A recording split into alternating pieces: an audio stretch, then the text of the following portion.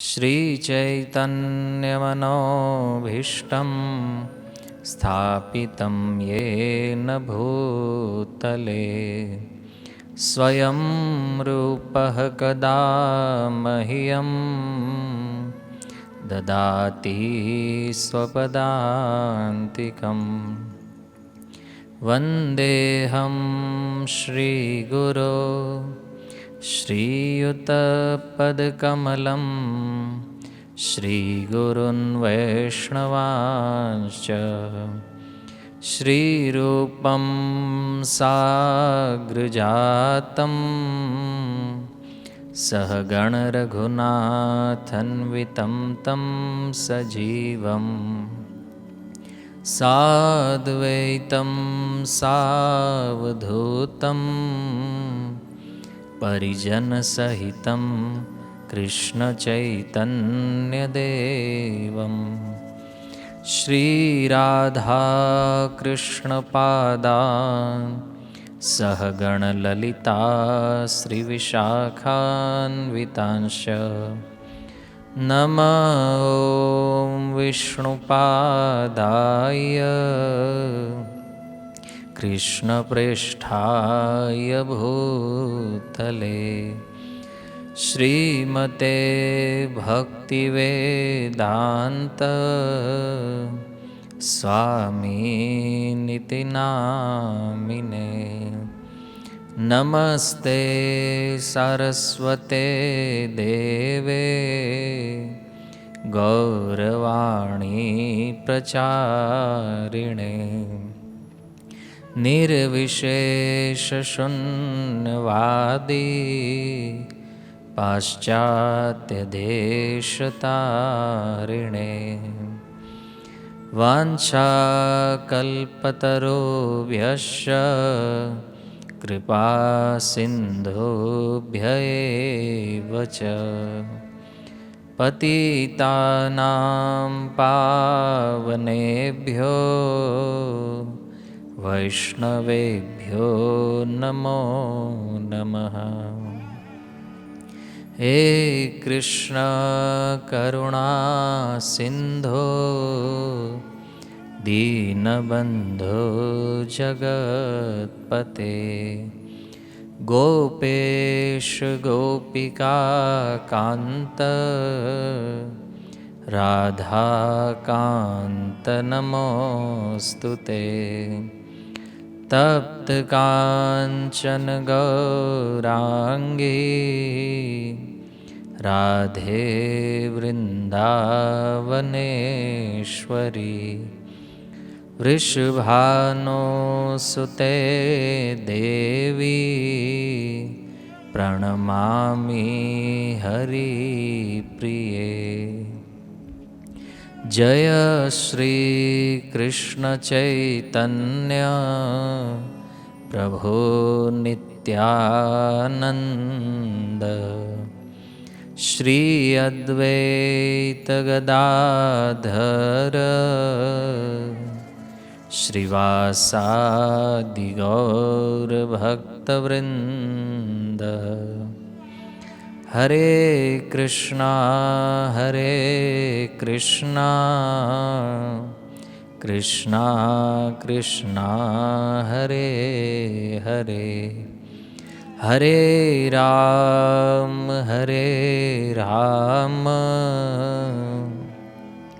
राम राम हरे हरे।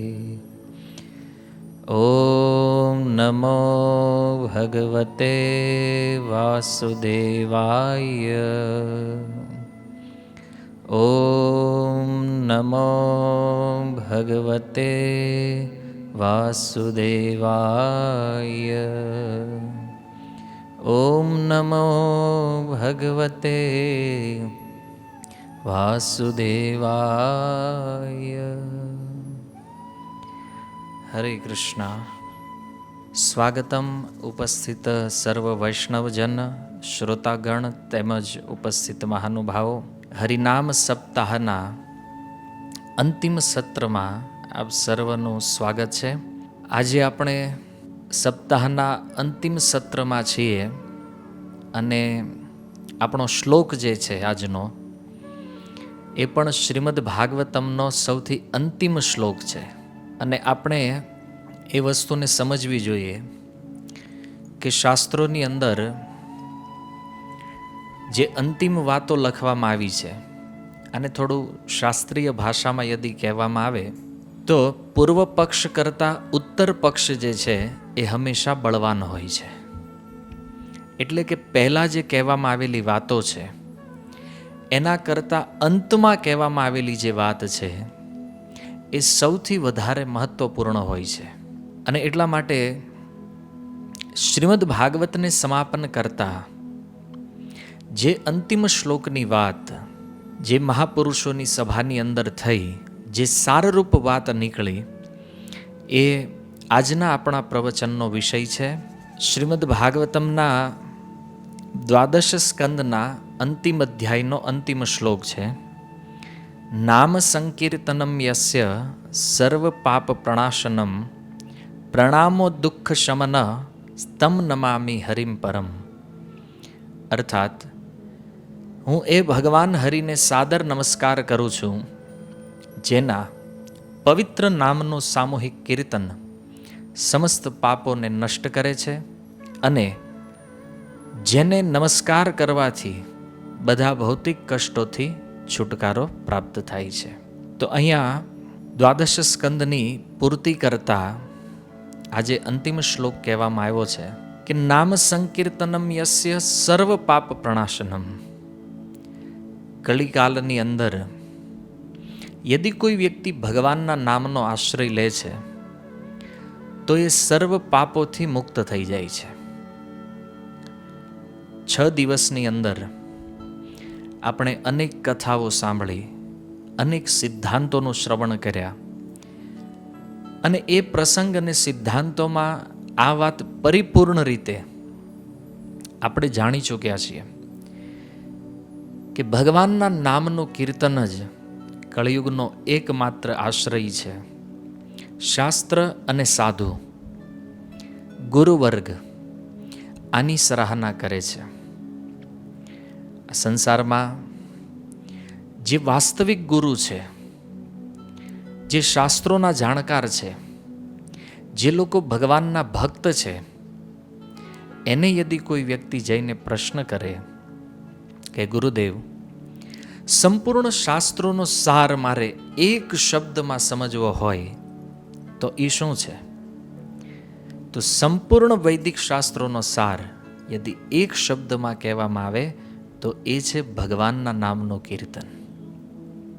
આમાં બધું જ આવી ગયું છે. જે કાંઈ શાસ્ત્રો આપણી પાસે છે એ સમજો કે આ ભગવાનના નામનો જ વિસ્તાર છે. અને એટલા માટે કરભાજન મુનિની વાતને પુનઃ સ્મરણ કરતા એવું કહી શકાય કે વાસ્તવમાં જે બુદ્ધિમાન વ્યક્તિ છે એ કળિયુગમાં ભગવાન નામનો આશ્રય લે છે. અન્ય માર્ગોનું અવલંબન જે લોકો કરી રહ્યા છે, નથી તો એમના ગુરુઓને સફળતા મળી કે નથી એ વ્યક્તિ પોતે સફળ થયા એમાં, પણ જે ભક્તોએ નામ સંકીર્તનનો આશ્રય લીધો એ લોકો સરળતાથી આ જન્મ મરણના ચક્રને પાર કરી ગયા છે. અને એમાં કોઈ સંદેહ નથી કે આપણા નિકટતમ ભવિષ્યમાં અનેક એવા મહાપુરુષોને આપણે જોઈશું કે જેણે નામથી પોતાના જીવનનો ઉદ્ધાર કર્યો છે. વર્તમાન સમયમાં એવા ઘણા મહાપુરુષો છે જે આ નામનો આશ્રય કરી અને ભગવાનથી પ્રેમ કરે છે. અને ભૂતકાળની અંદર તો આપણે કદાચ આપણું જીવન પૂરું થઈ જાય નામ ગણતા ગણતા, એટલા મહાનુભાવો જેણે હરિનામનો આશ્રય લઈ અને પોતાના મનુષ્ય જીવનને સફળ બનાવ્યું છે. તો આ 6 દિવસનો સાર યદિ જોવામાં આવે તો એ છે કે અન્ય કોઈ માર્ગનું અવલંબન ન કરતા વ્યક્તિએ ભગવાન નામનો આશ્રય લેવો જોઈએ. અને આનાથી પરે સત્ય બીજું કાંઈ નથી. ચાહે તમે આખી ભગવદ્ ગીતાનો અભ્યાસ કરો, ચાહે શ્રીમદ ભાગવતમનો અભ્યાસ કરો, વેદાંત સૂત્રનો અભ્યાસ કરો કે વેદનો અભ્યાસ કરો, પ્રત્યેક સ્થાનની અંદર હરિનામની આ અદ્ભુત મહિમાનું વર્ણન થયું છે. અને એટલા માટે પ્રત્યેક વ્યક્તિનું એ કર્તવ્ય છે કે જે લોકો કળિયુગથી અથવા કળિયુગના દોષોથી બચી અને જીવન સફળ કરવા માંગે છે, એણે ભગવાનનું નામ લેવું જોઈએ. તમારા મનમાં પણ એ પ્રશ્ન થતો હશે કે પ્રભુજી, નામની આટલી મહિમા છે, શાસ્ત્રોમાં જ્યારે આટલું ક્લિયર બતાવવામાં આવ્યું છે, છતાં પણ અમુક લોકો એવા છે જે હરિનામ ઉપર કે નામ લેવાની જે પદ્ધતિ છે, આ નામ સંકીર્તનમાં વિશ્વાસ નથી કરતા. અને એના વિશ્વાસ નહીં કરવાનું શું કારણ છે? તો શ્રીમદ ભાગવતમની અંદર કુંતી મહારાણી કહે છે, જન્મ ઐશ્વર્ય શ્રુત શ્રીભીર રેધમાન મદઃ પુમાન નૈવાર હત્ય વિધાતુમ વે ત્વમ અકિંચન ગોચરમ. કહે છે, હે કૃષ્ણ, 4 વસ્તુ એવી છે જે વ્યક્તિને ભગવાનનું નામ લેવા દેતી નથી. એમાં પહેલું છે જન્મ, બીજું છે ઐશ્વર્ય, ત્રીજું છે વિદ્યા અને ચોથું છે સુંદરતા. આ 4 વસ્તુના કારણે વ્યક્તિ તમારું નામ નથી લેતા. અને આ 4 વસ્તુ હોય છતાં કોઈ વ્યક્તિ ભગવાનનું નામ લઈ રહ્યો છે, તો આનાથી મોટો સૌભાગ્યશાળી વ્યક્તિ આ સંસારમાં બીજો કોઈ નથી. શું કામ આ 4 વસ્તુવાળા નામ નથી લઈ શકતા? નામની પ્રતિકૂળતાના વિષયમાં કુંતી મહારાણી કહે છે કે આ 4 વસ્તુ જેને પ્રાપ્ત થાય ને, એના જીવનમાં અહંકાર બહુ હોય. એમાં સૌથી પહેલું જે છે એ છે જન્મ. સત્કુળ, સારા પરિવારમાં જન્મ થયો હોય, અને એટલા માટે વ્યક્તિને પોતાના કુળનો અહંકાર હોય. અમે તો એવા કુળમાં પ્રકટ થયા છીએ, જે કુળની અંદર અમારા પૂર્વજોએ તો આ સમાજમાં ખૂબ મહાન મહાન કાર્યો કર્યા છે. અને એટલા માટે આ નામ લેવું, આવું બધું કામ અમે નથી કરતા. અમે તો સમાજના હિત માટે જીવવાવાળા છીએ. અમે તો લોક કલ્યાણ કરવાવાળા છીએ. જન્મના કારણે કોઈ ઊંચા ખાનદાનમાં આવી ગયો હોય તો એને અહંકાર રહે કે અમારા પૂર્વજો તો ખૂબ મોટા ક્ષત્રિયો હતા, અમારા પૂર્વજો ખૂબ મોટા બ્રાહ્મણો હતા, અમારા પૂર્વજો તો ખૂબ મોટા વ્યાપારીઓ હતા. અને એટલા માટે વ્યક્તિ કુળના પ્રભાવથી, એના એ કુળનો અહંકાર છે કે અમે ઊંચા કુળમાં જન્મ લીધો છે.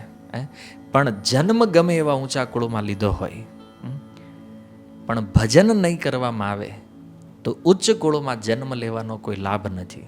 હકીકતમાં તો કળિયુગમાં કોને ઉચ્ચ કુળ કહેવું એ એક બહુ મોટો પ્રશ્ન છે. કારણ કે આજે તો લોકો બહારી ઐશ્વર્યોથી માપે કે આ કુળ મોટું છે કે આ છે તે છે.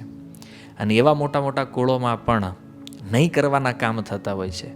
આજે તમે જુઓ, દેશના બહુ મોટા પ્રતિષ્ઠિત લોકો હોય પણ એ માંસાહાર કરતા હોય. આપણે જ્યારે એના ઘરે એની મુલાકાત લેવા માટે જઈએ ત્યારે ખબર પડે કે આ લોકો તો પશુઓને મારીને ખાવાવાળા લોકો છે. તો આવા લોકોથી આપણે શું અપેક્ષા રાખી શકીએ? એ ઉચ્ચ કુળ છે? નહીં. પણ આજે કુળનો માપદંડ બદલાયો. હકીકતમાં કુળ ઊંચું ગણાય સંસ્કાર દ્વારા. સંસ્કારો તો છે નહીં, કેવલ નામથી ઊંચા કુળમાં જન્મ લે છે, પણ કામ તો એકદમ નિકૃષ્ટ હોય છે. તો આવા લોકો કુળ અભિમાનના કારણે ભગવાનનું નામ લેતા નથી. બીજું કુંતી મહારાણી કહે છે ઐશ્વર્ય. ઐશ્વર્ય માને ધન પ્રાપ્ત થયું છે.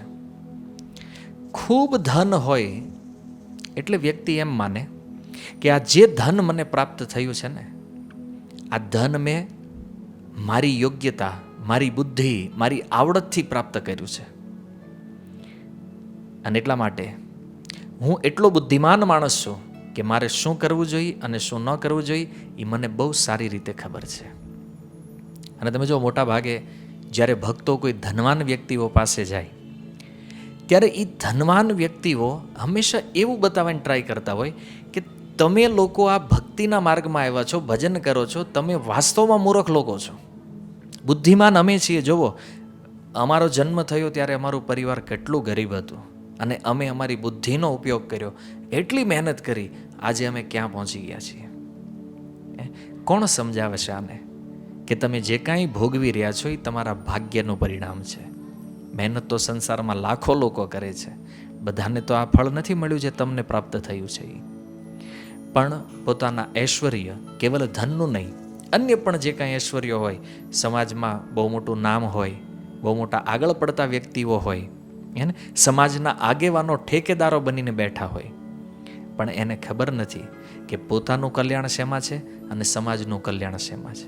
આવા લોકો સમાજની સેવા કરે છે, તો આ સેવાઓથી શું લાભ થવાનો છે? નિશ્ચિત રૂપમાં આ લોકો વ્યક્તિને ગેરમાર્ગે દોરી રહ્યા છે. ખુદ તો ગેરમાર્ગે દોરવાયેલા છે, પણ એ માનતા નથી. કેમ? કારણ કે એને પોતાના ઐશ્વર્યનું એટલું અભિમાન છે, ધનનો એટલો અહંકાર છે. દુર્યોધન પ્રકૃતિના જે લોકો છે, અને એ માને છે કે અમે ધન કમાણા એટલે અમે આ દુનિયામાં સર્વોચ્ચ બુદ્ધિમાન વ્યક્તિ છીએ. ત્રીજું કુંતી મહારાણી કહે છે વિદ્યા. આજકાલ થોડી ઘણી ડિગ્રીઓ મળી ગઈ હોય, એકાદ ડિગ્રી મળી હોય માંડ માંડ, અને કોલેજમાં ભણ્યા હોય, એજ્યુકેશન થોડું લીધેલું, ઇંગ્લિશ સારું બોલતા આવડતું હોય, તો એ લોકો એવું માને કે આપણાથી બુદ્ધિમાન ભારતમાં બીજું કોઈ છે નહીં. આ દશા છે આજે. ભણેલાઓને એટલો અહંકાર છે, એટલો અહંકાર છે. ભારત વર્ષમાં જન્મ લેવા છતાં લોકો પ્રશ્ન કરે છે ભગવાન જેવું કાંઈ છે? કારણ કે વિજ્ઞાનને સર્વોચ્ચ સત્તા અને સર્વોપરી જ્ઞાન માને છે. તો વિચાર કરો કે એનો અહંકાર ક્યાં સુધી છે કે ભગવાનના અસ્તિત્વ ઉપર પ્રશ્ન ઉઠાવે છે. ભગવાન છે? અહીંથી માતા પિતા ખૂબ મહેનત મજૂરી કરીને વિદેશ ભણવા માટે મોકલે, અને એ વ્યક્તિ જ્યારે ભણીને આવે ત્યારે ભારત વર્ષની અંદર એના માતા પિતાને શું કહે છે કે તમે લોકો ભણ્યા નથી એટલે તમે અંધશ્રદ્ધાળુ છો. ભગવાન પ્રત્યેની ભારત વર્ષના લોકોની જે સ્વાભાવિક સરળતા જે ભગવાનમાં છે, એની શ્રદ્ધા લાગી છે ભગવાનમાં, એને આવા ભણેલા લોકો તોડવાનો પ્રયાસ કરે છે. કે જુઓ અમે કેટલા ફોરવર્ડ લોકો છીએ, અમે ભણ્યા, અમારી પાસે જ્ઞાન છે, પણ કેવું જ્ઞાન છે? જે જ્ઞાન તમને તમારા જીવનમાં કંઈ કામ લાગે એવું નથી. નો ડાઉટ જીવન વ્યવહારમાં કદાચ તમે એનો ઉપયોગ કરતા હશો, પણ એ વિદ્યાના બળે ભણતર જે છે, આજનું જે એજ્યુકેશન છે, એ અધ્યાત્મને હંમેશા ચેલેન્જ કરે છે. પણ દુર્ભાગ્ય એ છે કે અધ્યાત્મના વિષયમાં જે લોકો ઠીક ઠીક જાણતા નથી, આવા લોકો બિચારા શું કરે? ભણેલાની વાત સ્વીકારી લે છે કે નહીં, આ બહુ ભણ્યો છે ભાઈ, એટલે એને જ આપણી કરતાં વધારે ખબર પડતી હોય ને. આપણે તો ગામડાના અભણ માણસો, એટલે આપણને શું ખબર પડે? અને આવું માની અને લોકો આવા એજ્યુકેટેડ લોકોને વધારે પ્રોત્સાહન આપે છે. પણ એ એના વિદ્યાના અહંકારમાં ભગવાનને ચેલેન્જ આપવા લાગે છે. વિનાશકાળે વિપરીત બુદ્ધિ જેને કહેવાય, કાંઈ પણ કરવા માટે સક્ષમ નથી આ જીવ, કાંઈ પણ ન કરી શકે. અને કોરોનાએ સાબિત કરી દીધું. આ કોરોના કોઈ ભગવાને આપેલી મહામારી નથી, મનુષ્યોએ ઉત્પન્ન કરેલી કટોકટી છે. છતાં આટલી ટેકનોલોજી હોવા છતાંનું સમાધાન નથી કોઈ પાસે. એક નાનો એવો વાયરસ જેની ઉત્પત્તિ મનુષ્યોએ કરી, એનો કંટ્રોલ મનુષ્યના હાથમાં નથી. તો વિચાર કરો, ઈશ્વર એની આગળ શું સત્તા છે જીવની? છતાં પણ અહંકાર તો અહંકાર છે ને, અને અહંકાર જ ભગવાન સુધી લઈ જાય છે ચેલેન્જ કરવા માટે. રાવણે ચેલેન્જ કરી ભગવાનને, હિરણ્યકશિપુએ ચેલેન્જ કરી, અનેક અનેક અહંકારી લોકો થયા વિશ્વ ઇતિહાસમાં, પણ હરેકનો અહંકાર તૂટી ગયો છે. આમાં વિદ્યા અને સુંદરતા, સૌંદર્ય, ઓલા ત્રણ તો સમજમાં આવ્યા, પણ આ સુંદરતાનું અભિમાન શું છે? સુંદરતાનું અભિમાન એ છે કે ભગવાને ખૂબ સુંદર શરીર આપણને આપ્યું છે, અને વ્યક્તિ એ શરીરને સાચવવા માટે જ પોતાનું જીવન ખર્ચી નાખે છે. તમે જુઓ, આજે દુનિયામાં સૌથી મોટામાં મોટો બિઝનેસ યદી કોઈ છે તો એ કોસ્મેટિક આઇટમોનો બિઝનેસ સૌથી મોટો છે. અને લોકો સુંદર દેખાવા માગે છે કે અમારી સુંદરતા એવી ને એવી બનેલી રહેવી જોઈએ, અને એમાંય જે થોડોક વધારે પડતો દેખાવડો હોય સુંદર, એ બીજા ઉપર તો ધ્યાન ન દેતો હોય વિચાર. અને ઘણીવાર તો આ હવે તમે બધા તો નિકટતમ ભક્તો છો એટલે કહેવામાં કોઈ સંકોચ નથી મને. મંદિરમાં પણ આપણે જોઈએ કે જે આમ બહુ સારા દેખાતા હોય ને ભક્તો, એ પછી એકદમ ટીપ ટોપ તૈયાર થઈને મંદિરમાં આવે, અને મંદિરે આવીને એની ઈચ્છા એવી હોય કે આપણે રેડી થઈને જાશું, લોકો આપણને જોશે. રિયાલિટી છે કે જ્યારે આપણે મંદિરમાં જઈએ છીએ ત્યારે આપણે ભગવાનની સુંદરતાનું દર્શન કરવાનું હોય છે. એના બદલે આપણે આપણી સુંદરતા, પછી આપણે ભગવાન સામે હાથ જોડીને ઊભા હોય પણ નજર ક્યારેક આમ આજુબાજુમાં જતી હોય, કેમ બાજુમાં જ કોઈ જોવે છે આપણને, કે પછી આટલી મહેનત જે કરી છે એ બધી ફેલ છે આપણી. તો આ બધો ભાવ, સુંદરતા સૌથી મોટી બાધા છે ભક્તિમાં. કેમ? શરીરથી આપણું ધ્યાન હટવા દેતી નથી. એટલા માટે આ સુંદરતાને આચાર્યગણ બાધા ગણાવે છે. બીજી વસ્તુ કે આનાથી વિપરીત વિચાર કરીએ, જેની પાસે આ નથી, જેનો ઊંચા કુળમાં જન્મ નથી, જેની પાસે ઐશ્વર્ય નથી, જેની પાસે વિદ્યા નથી અને જેની પાસે સુંદરતા નથી, તો કુંતી મહારાણી કહે છે કે પ્રભુ આવા જે નિરઅભિમાની લોકો છે, કારણ કે આ જેની પાસે ન હોય એ બિચારા શેનો અહંકાર કરે? જન્મ ઊંચા કુળમાં નથી તો શું અભિમાન કરશે? કાંઈ નહીં. ઐશ્વર્ય નથી એની પાસે તો એને તો ખબર જ હોય કે આપણે જેને ભજન જ કરવાનું છે, કારણ કે આપણી ઉપર કોઈ ફોકસ કરે એમય નથી. વિદ્યા ન હોય અને સુંદરતા ન હોવી એ તો ભક્તિમાં બહુ સારું કાર્ય છે. કેમ? કારણ કે ક્યારેય ઝંઝટ જ નહીં, કેવું તૈયાર થવું, કેવું લાગવું, કાંઈ માથાકૂટ નહીં. કેમ? ખબર જ છે આપણને કોઈ જોવાનું નથી. સુંદર વ્યક્તિઓને શું તકલીફ હોય કે મેરેજમાં ગયા, સારા કપડાં પહેરીને ગયા, પણ કોઈ વ્યક્તિ સામે જોવે કે નહીં, તકલીફ ઊભી થાય. અરે આટલી મેં મહેનત કરી, કોઈએ મને વખાણ કર્યા નહીં મારા, કોઈએ મારી સામો જોયો નહીં. પણ જે સુંદર નથી એને તો ખબર જ હોય કે આપણે તો જઈને પહેલી પ્લેટ જ ઉઠાવવાની છે. કેમ? કારણ કે આપણે તો જમણવાર સિવાય બીજે કંઈ ફોકસ હોય જ નહીં. ખબર જ છે કે આપણે ગમે એવા કપડાં પહેરીને જઈશું, આપણી જે ઇમેજ છે એ છે. અને એટલા માટે કહેવાનું તાત્પર્ય છે કે જે લોકોની અંદર અહંકાર નથી, જેમાં નિષ્કામતા છે, કહે છે એવા જે લોકો છે આ સંસારની અંદર, નૈવાર હત્ય અભિધાતુમ વે ત્વમ અકિંચન ગોચરમ. તો એવા જે ભક્તો છે એ કૃષ્ણ, ગોવિંદ ઇત્યાદિ શુદ્ધ નામોનું કીર્તન કરવા માટે સમર્થ છે. પણ જે લોકો અભિમાની છે, જે કામનાઓથી ભરેલા છે, આવા લોકો પ્રભુ ક્યારેય તમારું નામ કીર્તન કરતા નથી. કેમ? કારણ કે સ્ટેટસ વચ્ચે આવે. આપણે માળા લઈને નીકળશું તો આપણી સોસાયટીવાળા શું કહે છે? આપણે તો આખી ઓફિસના શેઠ છીએ અને આપણે હાથમાં માળા લઈને જશું તો આપણો આખો સ્ટાફ શું વિચાર કરશે કે અરે શેઠ તો જો ભજન કરે. અને ભારત વર્ષની તો હાલત એવી બેકાર થઈ ગઈ છે અત્યારે કે ભજન કરે ને લોકો ગાંડા જ માને છે. માનો કે આજના સમયમાં તમે જાહેરમાં નીકળો માળા હાથમાં લઈને તો લોકો કહે છે અરે દેવો આ ભગવાનનો ભગત લાગે છે કે આ 19મી સદીનો માણસ છે. એ બધા પોતાને માને છે અમે 21મી સદીના ફોરવર્ડ લોકો છીએ, પણ જો તમે ભજન કરશો તો તમને શું કહેશે કે તમે 19મી સદીના છો. એટલા માટે કુંતી મહારાણી કહે છે કે આવા જે મિથ્યા ઐશ્વર્ય, મિથ્યા કુળના અભિમાનમાં, મિથ્યા વિદ્યાના અહંકારમાં અને મિથ્યા સુંદરતામાં જે લોકો ફસાયેલા છે, પ્રભુ આવા લોકો તમારું નામ કીર્તન ક્યારેય નહીં કરે. આ વાત બિલકુલ યથાર્થ જે કુંતી મહારાણી કહી રહ્યા છે. એટલા માટે શાસ્ત્ર એક સૌથી સચોટ પ્રમાણ છે. આ જે અભિમાની લોકો છે એ ઘણીવાર શાસ્ત્રોનો પણ તિરસ્કાર કરે છે. લોકો એવું કહેતા હોય કે ભાઈ શાસ્ત્રમાં જે લખ્યું છે એ તો કોઈકે લખી નાખ્યું છે ને અમુક વર્ષો પહેલાં, તો આપણે શા માટે એને માનવું જોઈએ? ભાગવતમાં જે લખ્યું છે, ગીતામાં જે લખ્યું છે, શું કામ? તો કાલના પ્રવચનથી તમે એ તો સમજો છો કે શુકદેવજીએ જે ભવિષ્યવાણી કરી છે અને એની આગળના અધ્યાયમાં જે રાજાના વંશોનું વર્ણન કર્યું છે એમાં સચોટ ભવિષ્યવાણી છે કે કળિયુગનો છેલ્લો બ્રાહ્મણ જે છે એ ચાણક્ય પંડિત હશે, કળિયુગનો છેલ્લો સમ્રાટ અશોક હશે. આ બધું સ્પષ્ટ શુકદેવજી આજથી 5000 વર્ષ પૂર્વ પરીક્ષિત મહારાજની સભામાં કીધું છે. અને આજથી 2500 વર્ષ પછી ભગવાન બુદ્ધ આવશે. આવી ભવિષ્યવાણી જે શુકદેવજીએ કરી, એક ભવિષ્યવાણી આ સમયમાં સત્ય સિદ્ધ થઈ છે. અજ્ઞાનને નકારવાનો કોઈ પ્રશ્ન નથી, છતાં કોઈ વ્યક્તિ એવું વિચારે છે કે ભાઈ શાસ્ત્રની વાત શું કામ માનવી જોઈએ? તો આ શાસ્ત્ર જે છે એ શબ્દ પ્રમાણ છે અને 10 પ્રકારના પ્રમાણો વ્યાકરણની અંદર બતાવવામાં આવ્યા છે.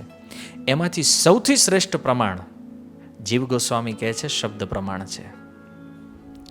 જેમ પ્રત્યક્ષ પ્રમાણ હોય, અનુમાન પ્રમાણ છે, અર્થપત્તિ, તો આ બધામાં શ્રેષ્ઠ જે છે એ શબ્દ. શું કામ? માની લો પોઈઝનની કોઈ બોટલ છે અને એની ઉપર લખ્યું છે કે આ ઝેર છે, તો પછી એ વાંચીને વ્યક્તિએ સમજી લેવું જોઈએ કે આમાં ઝેર છે, આ પીવાય નહીં. હવે કોઈ કે નહીં આનો અનુભવ કરવો છે તો પીને ટ્રાય કરો. અનેક લોકોએ આ સંસારમાં વિષ પીધું છે અને એનું મૃત્યુ થયું છે. પ્રમાણ છે.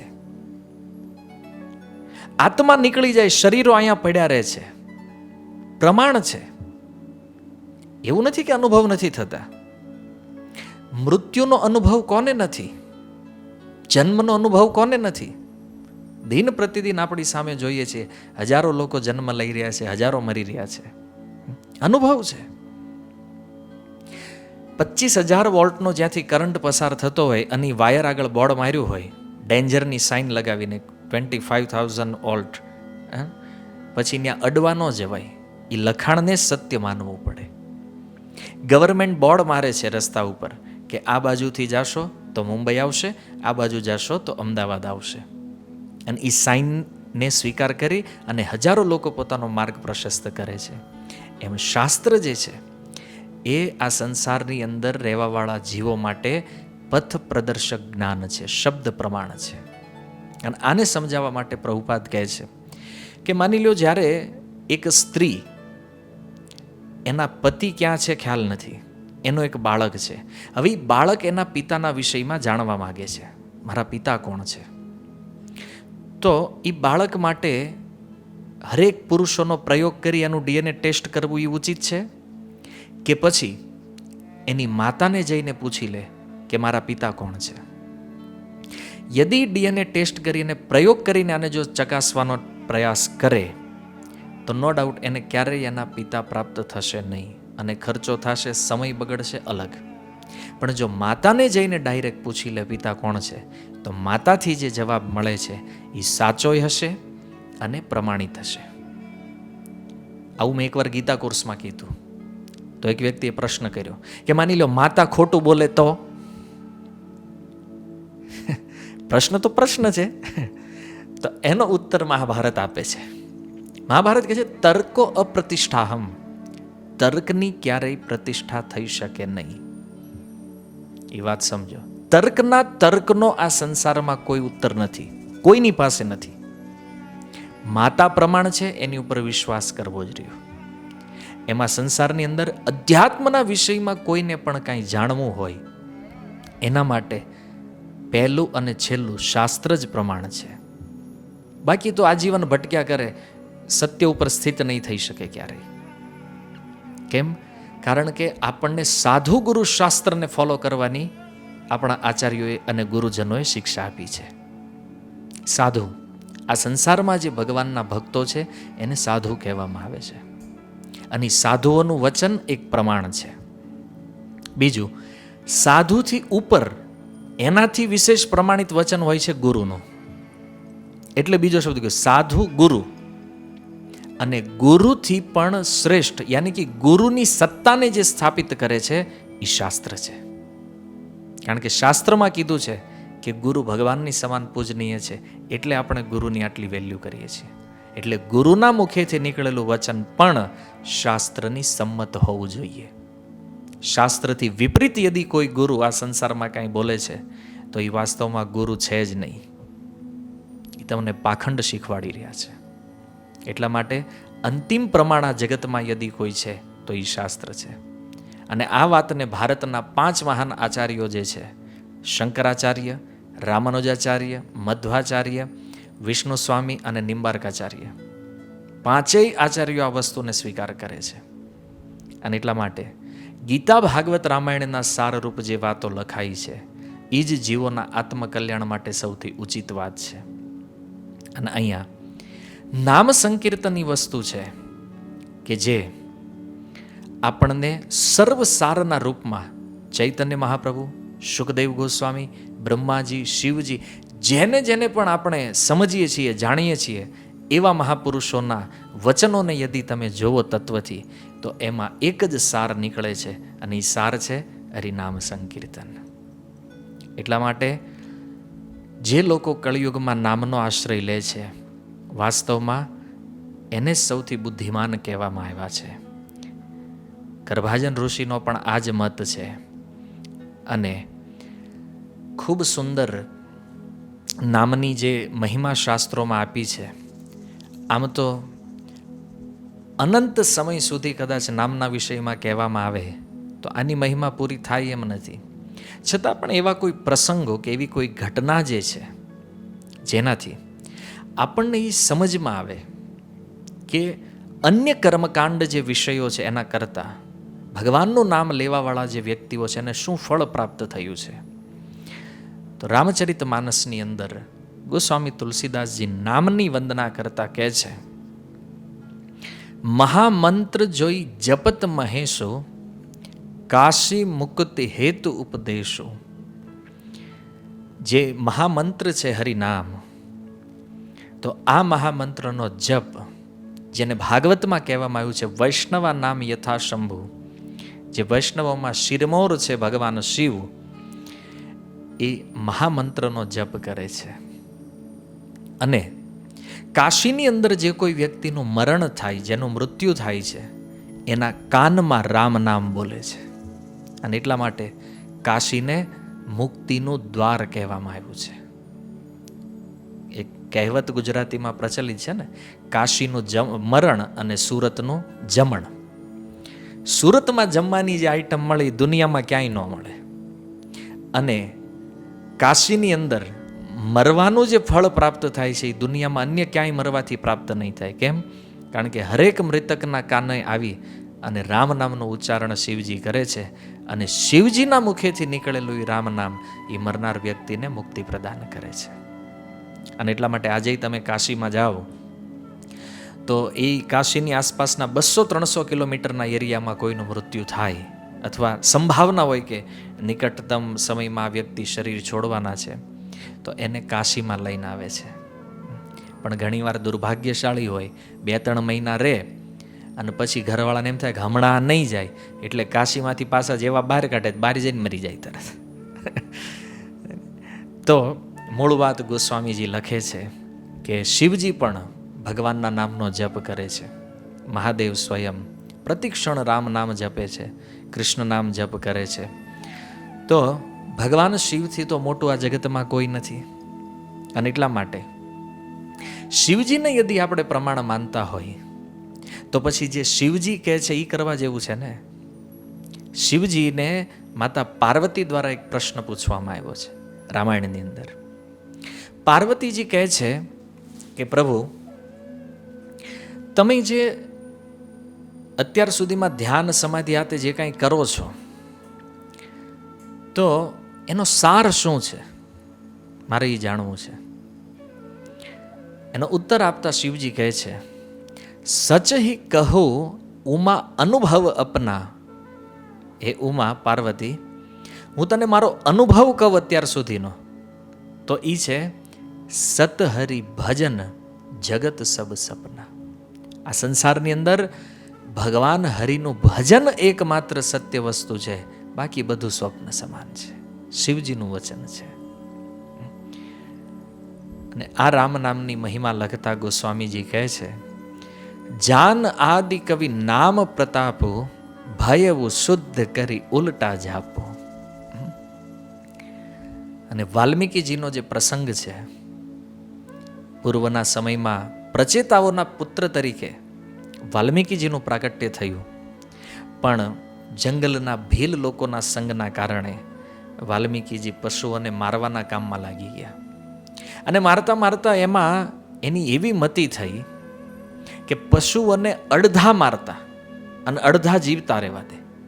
જ્યારે આમ પશુ તરફડતું હોય ને, અને તરફડતા પશુઓને જોવામાં એને બહુ આનંદ આવતો.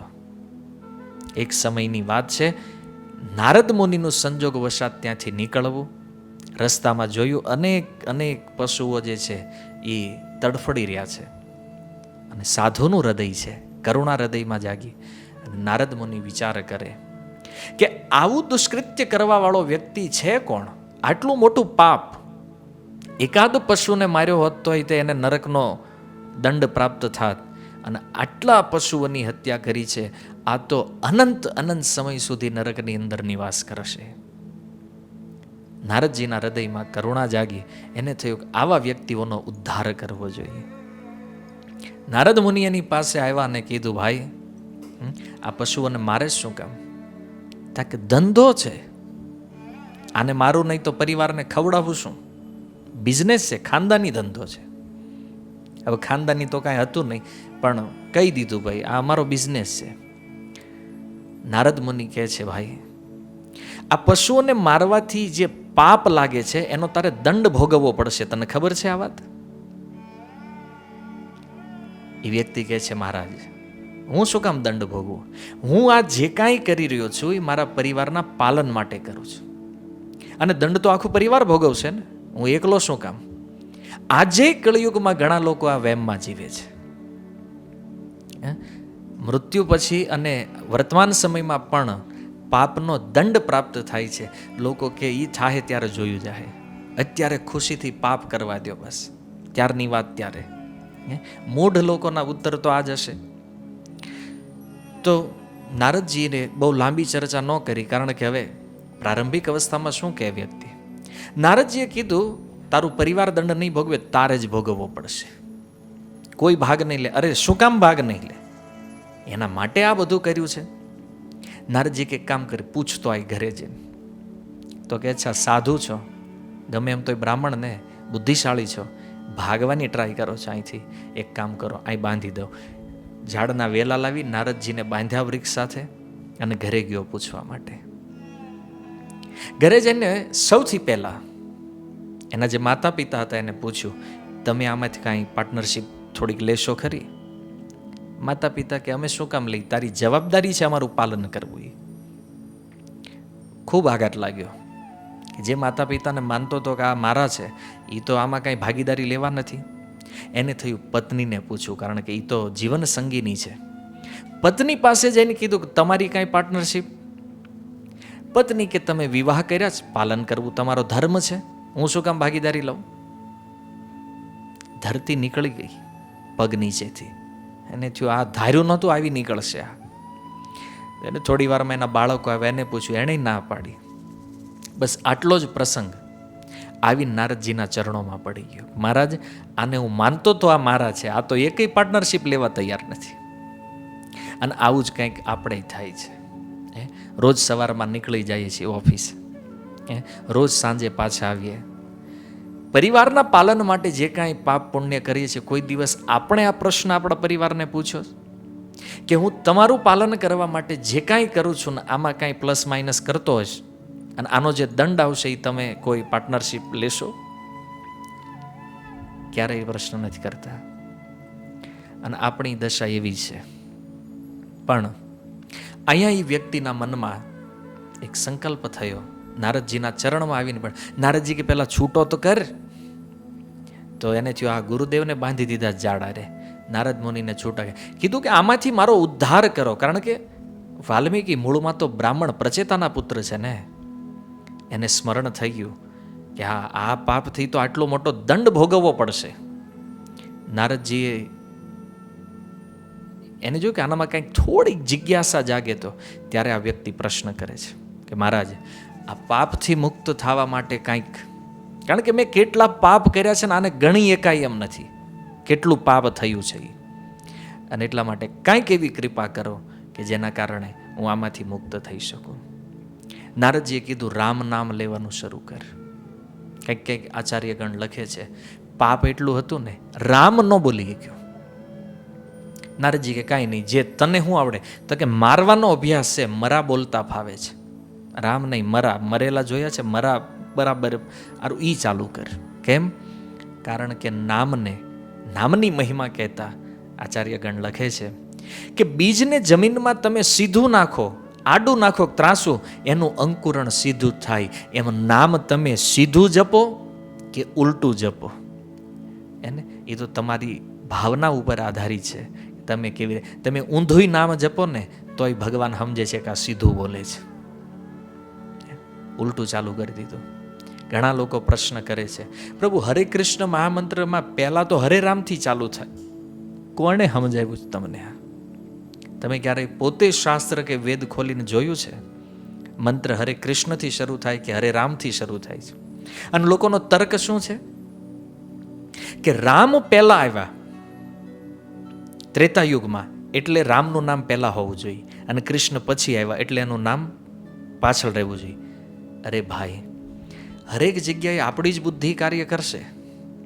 આપણે એવું માનીએ છીએ કે પહેલા ગયા ત્રેતાયુગમાં રામ આવ્યા, એની પહેલા શું રામ ક્યારેય નથી આવ્યા?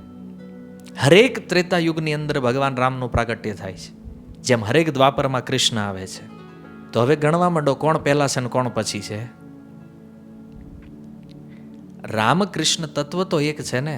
તમારે નામ લેવું છે કે નહીં, ભલે તમે હરે રામથી પહેલા લેવું, હરે રામથી લ્યો, પણ લ્યો તો ખરી.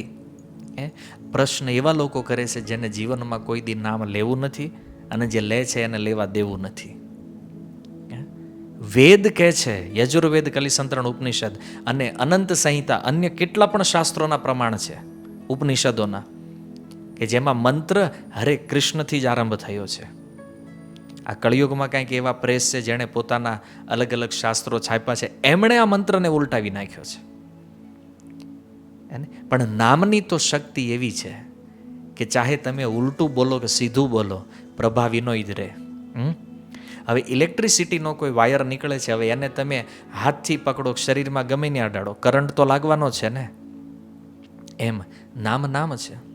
નારદજીએ કદાચ કીધું હશે રામ બોલ, અને બોલ્યો પણ હશે રામ, પણ રામ રામ રામ રામ રામ રામ રામ રામ કરતા કરતા મરા થઈ ગયું. અને નારદ મુનિએ, અને પછી એણે પૂછ્યું, ગુરુજી આ ક્યાં સુધી જપવાનો છે? નારદજી કે જ્યાં સુધી હું પાછો ન ફરું ત્યાં સુધી તારે આ મંત્ર જપતો રહેવાનો છે. બોલે કાંઈ વાંધો નહીં ગુરુજી. અને એ વ્યક્તિ બેસી ગયો, ત્યાં રામ નામ જપ કરવા લાગ્યો. હવે નારદ મુનિ વયા ગયા, આ વ્યક્તિ ત્યાં બેઠો છે. ગુરુ આજ્ઞા છે કે જ્યાં સુધી હું અહીંયા પાછો ન આવું ત્યાં સુધી બેસીને જપવાનું છે. અને આ વ્યક્તિના મનમાં થઈ ગયું કે ગુરુ વચન નારદજીએ કીધું છે, ઉઠવાનું નથી, નહીં ભોજન, નહીં પાણી, નહીં નિદ્રા, કાંઈ નહીં, બસ અવિરત રામ નામ. અને રામ રામ જપતા જપતા એના શરીર ઉપર રાફડો થઈ ગયો.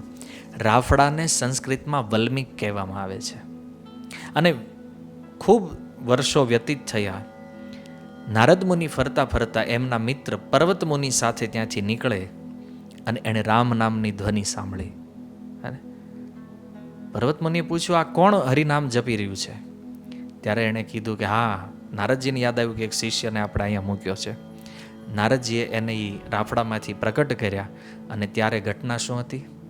ગોસ્વામીજી કહે છે, ઉલટા નામ જપત જગ જાની, બાલ્મીકી ભય બ્રહ્મ સમાના. ઊંધું નામ જપવા વાળા આ વ્યક્તિ આજે એક લૂંટારામાંથી વાલ્મીકીના રૂપમાં પ્રકટ, રાફડામાંથી પ્રકટ થયા, એટલે એનું નામ વાલ્મીકી થયું. જેણે સંસ્કૃતમાં રામાયણની રચના કરી, એને એક અદ્ભુત ગ્રંથ લખ્યો છે. એ વાત બહુ દુર્ભાગ્યપૂર્ણ છે કે લોકો એવું કહે છે કે રામના આવતા પહેલાં એણે રામાયણ લખી. આ વાત બિલકુલ સત્ય નથી. તમે વાલ્મીકી રામાયણ વાંચો, એમાં સ્વયં વાલ્મીકીજી પોતે લખે છે કે ભગવાન રામના પ્રાગટ્ય થયા પછી ભગવાન રામ જ્યારે રાજા બની ગયા, એ સમયમાં એમણે આ રામાયણની રચના કરી છે. એમણે સ્વયં લખ્યું છે રામ, જે વાલ્મીકી રામાયણ છે એમાં. તો શાસ્ત્રને જ્યારે આપણે જોઈએ ત્યારે સત્ય ખબર પડે એમાંથી. તો અહીંયા રામ નામની આવી અદ્ભુત મહિમા છે કે ઉલટું નામ જપીને પણ વાલ્મીકી જે આટલા પરમ પવિત્ર થયા. અને એટલા માટે ભગવાન શિવ પોતાની પત્ની પાર્વતીજી સાથે હર હંમેશ રામ નામનો જપ કરતા રહે છે. અને રામ નામની બીજી તો શું મહિમા કહીએ. શ્રીમદ ભાગવતમના અષ્ટમ સ્કંદમાં સમુદ્ર મંથન પ્રસંગની અંદર છે, નામ પ્રભાવ જાન શિવ નીકો, કાલકૂટ ફલુ દીન હિ અમીકો. કાલકૂટ વિષ પ્રકટ થયું, સમુદ્ર મંથન કર્યું એમાંથી, અને એ વિષ આખા સંસારનો વિનાશ કરી શકે એવું શક્તિશાળી વિષ, જેનું નામ કાલકૂટ વિષ છે. અંતિમ સોર્સ તરીકે શિવજીને પસંદ કરવામાં આવ્યા, જે મહાદેવ છે.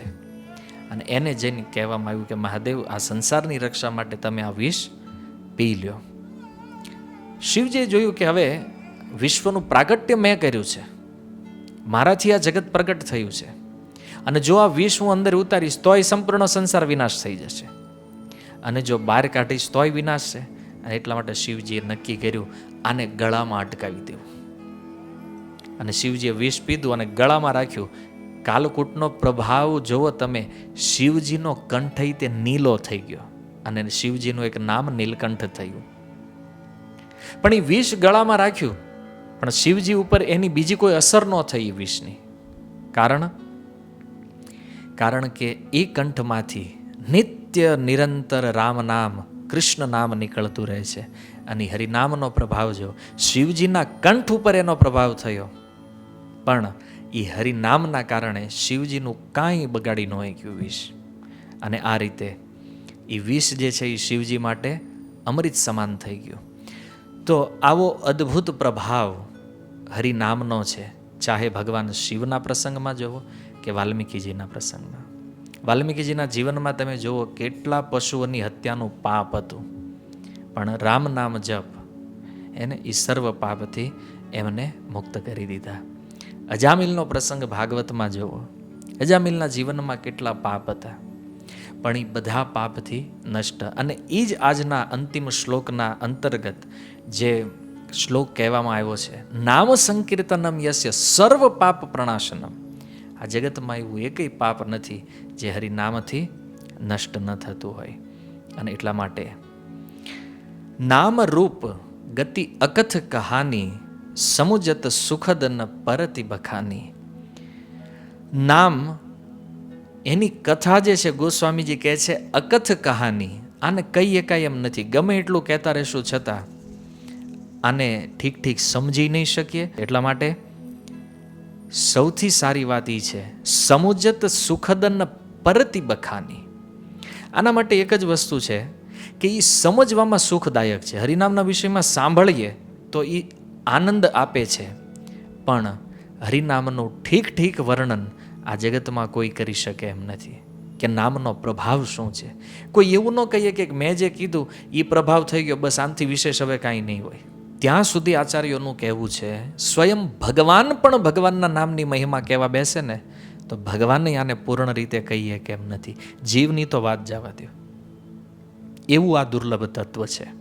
અને એટલા માટે આ સંસારમાં કોઈ પણ ભક્ત હોય, ગીતામાં જે ભગવાને કીધું કે 4 પ્રકારના વ્યક્તિઓ જે છે એ મારી પાસે આવે છે, અને 4 પ્રકારના વ્યક્તિ જે છે એ નથી આવતા.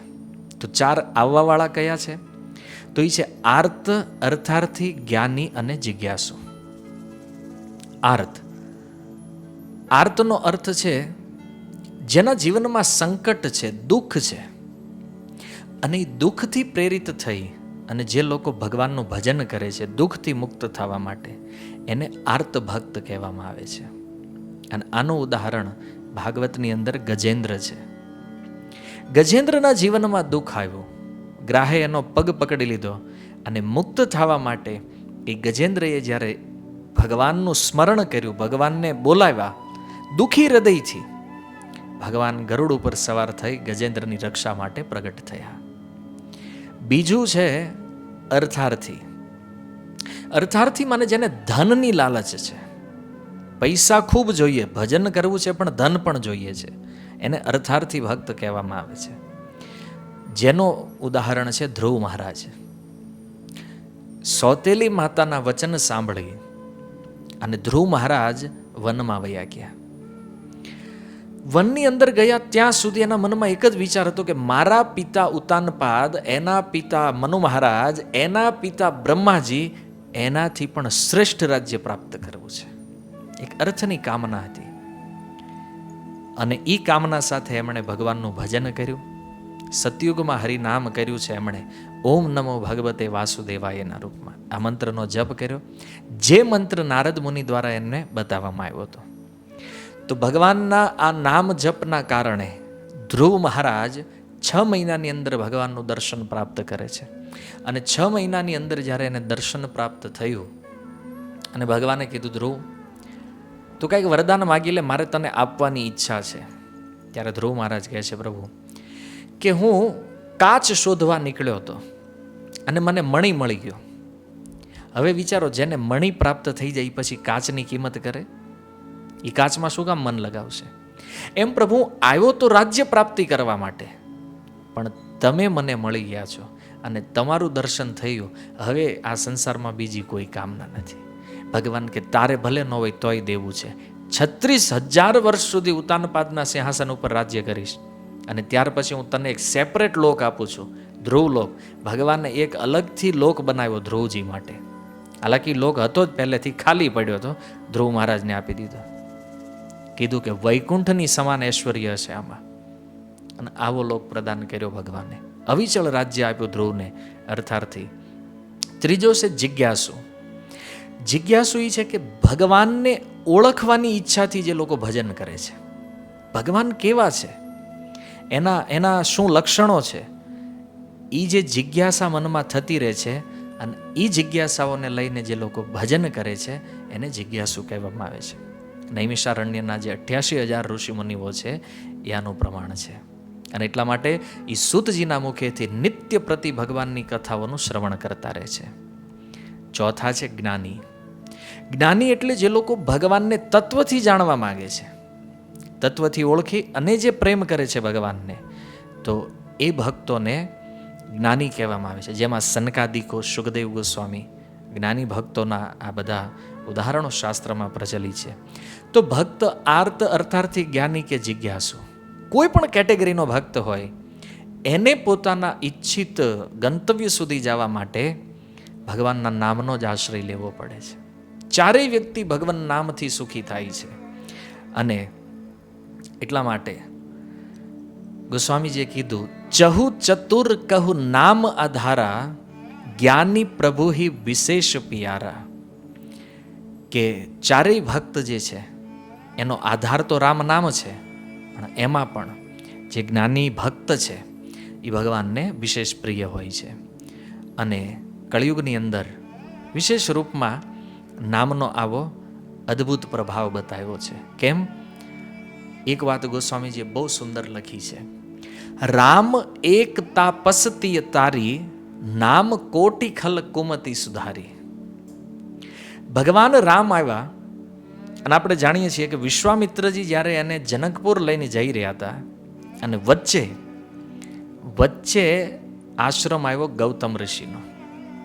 અને ગૌતમ ઋષિના આશ્રમમાં ગૌતમ ઋષિના શ્રાપથી એક નારી જે છે, એની પત્ની જે છે અહલ્યા, એ પથ્થરની શિલા બની છે. ભગવાન રામનો ચરણ એને સ્પર્શ થયો, અને એ પથ્થરની શિલામાંથી અહલ્યાના રૂપમાં એક સ્ત્રીના રૂપમાં પ્રગટ થઈ ગઈ. તો કહે છે રામ એક તાપસ તીય તારી. મને રામજી આખી રામાયણ તમે જોવો તો એક સ્ત્રીનો ઉદ્ધાર ભગવાન રામે કર્યો, એનો ચરણ સ્પર્શ કરાવીને. પછી ભગવાન રામ 14 વર્ષ વનમાં રહ્યા. તો તમે વિચારો કે 14 વર્ષની અંદર ભગવાન રામના ચરણમાં કેટલા પથ્થરનો સ્પર્શ થયો છે, પણ એ બધા પથ્થરોમાંથી કોઈનો ઉદ્ધાર નથી થયો. કેવલ અહલ્યાજી એક, જેને ભગવાનનો ચરણ સ્પર્શ પ્રાપ્ત થયો, એનો ઉદ્ધાર થયો એકનો. પણ નામની તુલના ગોસ્વામીજી કરતા કહે છે, નામ કોટી ખલ કુમતી સુધારી. પણ નામે શું કર્યું છે? એક બે નહીં, કરોડો જે ખલ વ્યક્તિઓ હતા, દુષ્ટ હતા, એની મતિ જે કુમતી છે એને સુધારી અને એને ભગવાનના ભક્ત બનાવી દીધા, એનો ઉદ્ધાર કરી નાખ્યો રામે. એટલે જેટલા ભક્તોનો ઉદ્ધાર પ્રકટ સ્વરૂપમાં ભગવાન નથી કરતા, એનાથી કરોડો ગણા ભક્તોને ભગવાનનું નામ તારી દે છે. અને એટલા માટે ચૈતન્ય દેવ પણ આ વાતનું સમર્થન કરે છે કે ભગવાન અને ભગવાનના નામમાં કોઈ ભેદ તો નથી જ, અભિન્ન ત્વામ નામ નામીનો એ વાત બિલકુલ સત્ય છે. છતાં પણ જો ભાવ જગતમાં થોડું આગળ જોવામાં આવે તો ભગવાનથી પણ વિશેષ કૃપાળુ અને ભગવાનથી પણ વધારે યદી જીવોનો ઉદ્ધાર કરવા વાળું કોઈ હોય તો એ ભગવાનનું નામ છે. એટલે આચાર્યોએ ભજનમાં કીધું, હરિ સે બડા હરિ કા નામ. ભગવાનથી પણ મોટું ભગવાનનું નામ છે. તો આ રીતે આપણે અનેક પ્રસંગો, રામાયણ હોય, ભાગવત હોય કે અન્ય શાસ્ત્ર પુરાણોમાં પણ જોવામાં આવે છે કે રામજી એની એક વિશેષ લીલા જે છે એ છે સેતુબંધ લીલા, કે ભગવાને વાનર અને રીછની સહાયતાથી સમુદ્ર ઉપર એક પુલ બનાવ્યો અને એ પુલ લંકા સુધી જવા માટે હતો, સમુદ્ર પાર કરવા માટે. તો રામ ભાલુ કપી કટકુ બટોરા, સેતુ હેતુ શ્રમ કિન્હ ન થોરા. એ સેતુ માટે ભગવાને કોઈ ઓછો પરિશ્રમ નથી કર્યો, પણ નામ લેત ભવ સિંધુ સુખાહી, કરહુ વિચાર સુજન મન માહી. કેટલી સુંદર ભાષા ગોસ્વામીજી પ્રયોગ કરે છે. અને માનસ તો માનસ છે. ગોસ્વામીજી કહે છે ભગવાને આટલો શ્રમ કરીને એ સમુદ્રને પાર કરવા પુલ બનાવ્યો, પણ જે ભગવાનના નામનો આશ્રય લે એનો ભવસાગર તો એક વારમાં ભગવાન સૂકવી નાખે છે, જેણે નામની શરણ લીધી છે એને. એટલા માટે હે સજ્જનો, તમે મનમાં વિચાર કરો કે બેમાંથી મોટું કોણ છે, બેમાંથી આપણી ઉપર કૃપા કરવા વાળું કોણ છે. નારદ મુનિ આ જાણે છે. નારદ જાને એવું નામ પ્રતાપો, જગ પ્રિય હરિ હરિ હર પ્રિય આપો. નારદજીને આખા સંસારમાં જે પ્રભાવ, જે એમની શું કહેવાય, જેની ખ્યાતિ પ્રાપ્ત થઈ છે એ નામના પ્રતાપના કારણે છે.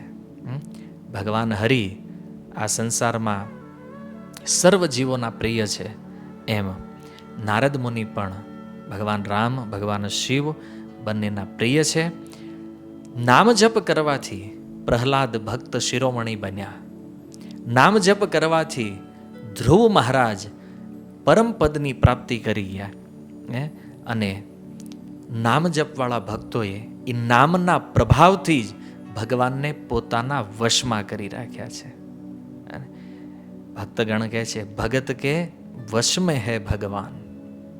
ભક્તો આ નામથી જે પ્રેમ પ્રાપ્ત કરે છે અને પ્રેમથી એ ભગવાનને બંદી બનાવી લે છે. અજામિલ જોવો, ગણિકા, ગજેન્દ્ર, કેટલા કેટલા ઉદાહરણો છે. અને અહીંયા એક વિશેષ નામ ગોસ્વામીજીએ ગણાવ્યું છે, ગણિકા, એટલે કે એક વેશ્યા. તો વિચારો કે એના જીવનમાં પાપની કોઈ કમી નથી, પણ એનો પણ ઉદ્ધાર હરિનામથી થઈ જાય છે.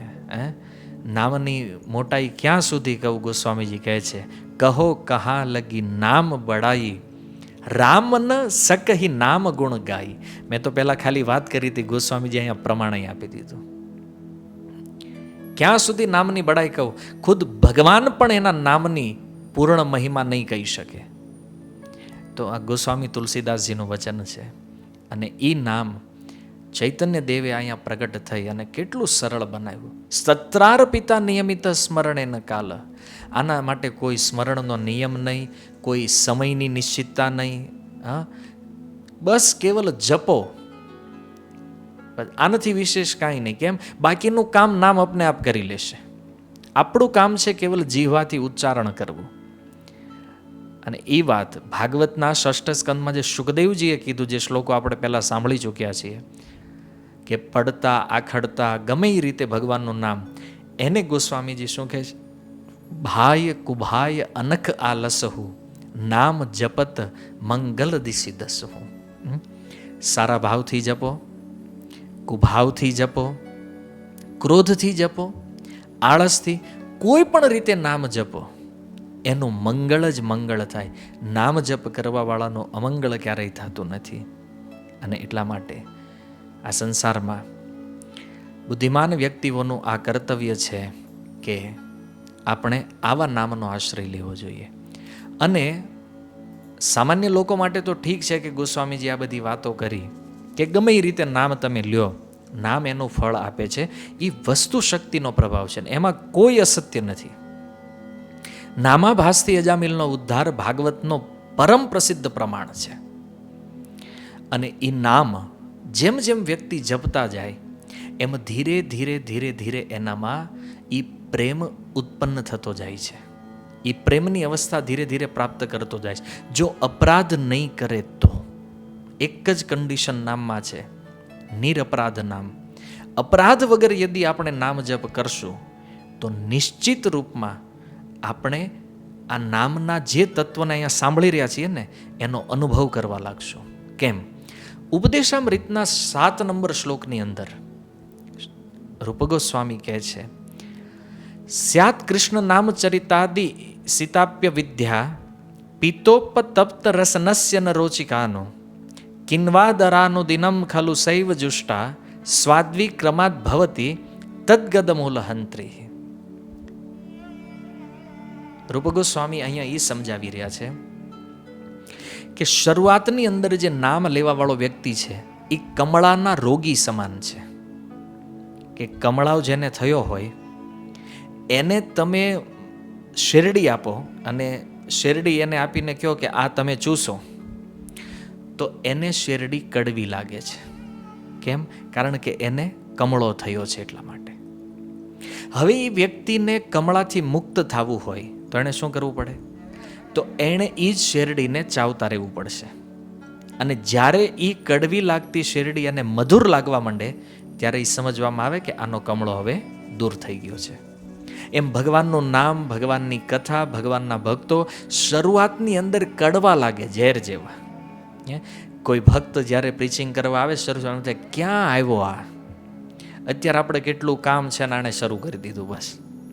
કોઈ વ્યક્તિ આપણને મંદિરે જવા માટે ફોર્સ કરતા હોય, કોઈ કથા સાંભળવા માટે ફોર્સ કરતા હોય, તો શરૂઆતમાં તો એ છે ને દુશ્મન જેવા લાગતા હોય.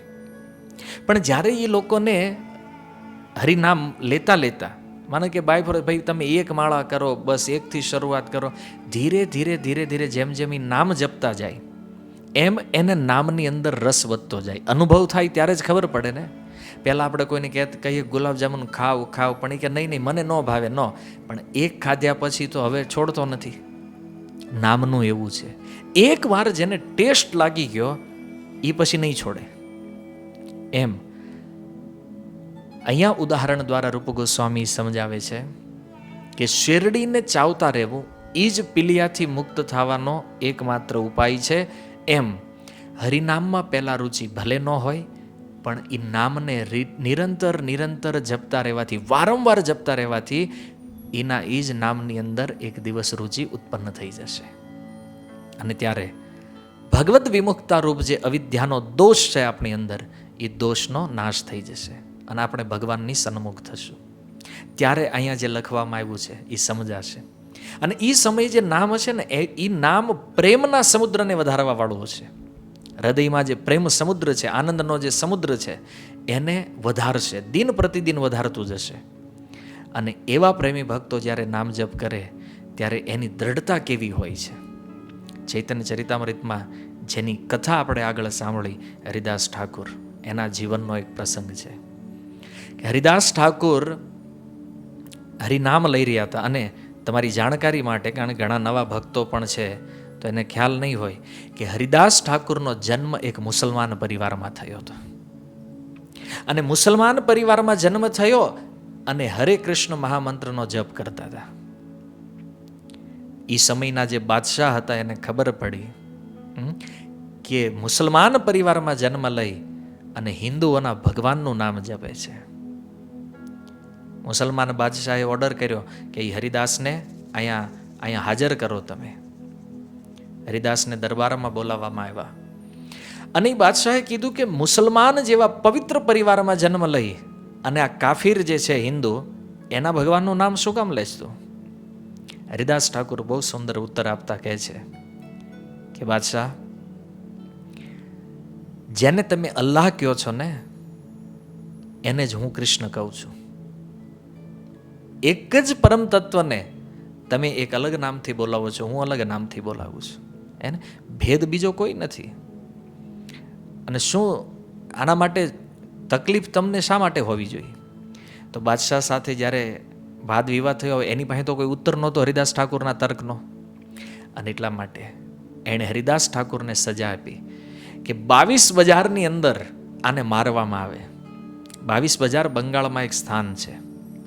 22 શેરી હોય, એક શેરીમાંથી મારતા મારતા કોઈ ગુનેગારને લઈ જાય અને શેરીના સામા નાકે પહોંચે ત્યારે એ માણસ મરી ગયો હોય. અને ઇતિહાસ હતો એ જગ્યાનો કે એક શેરી આજ સુધી કોઈ પાર નહોતું કરી ગયું, ત્યાં તો માણા મરી ગયો હોય પહેલા.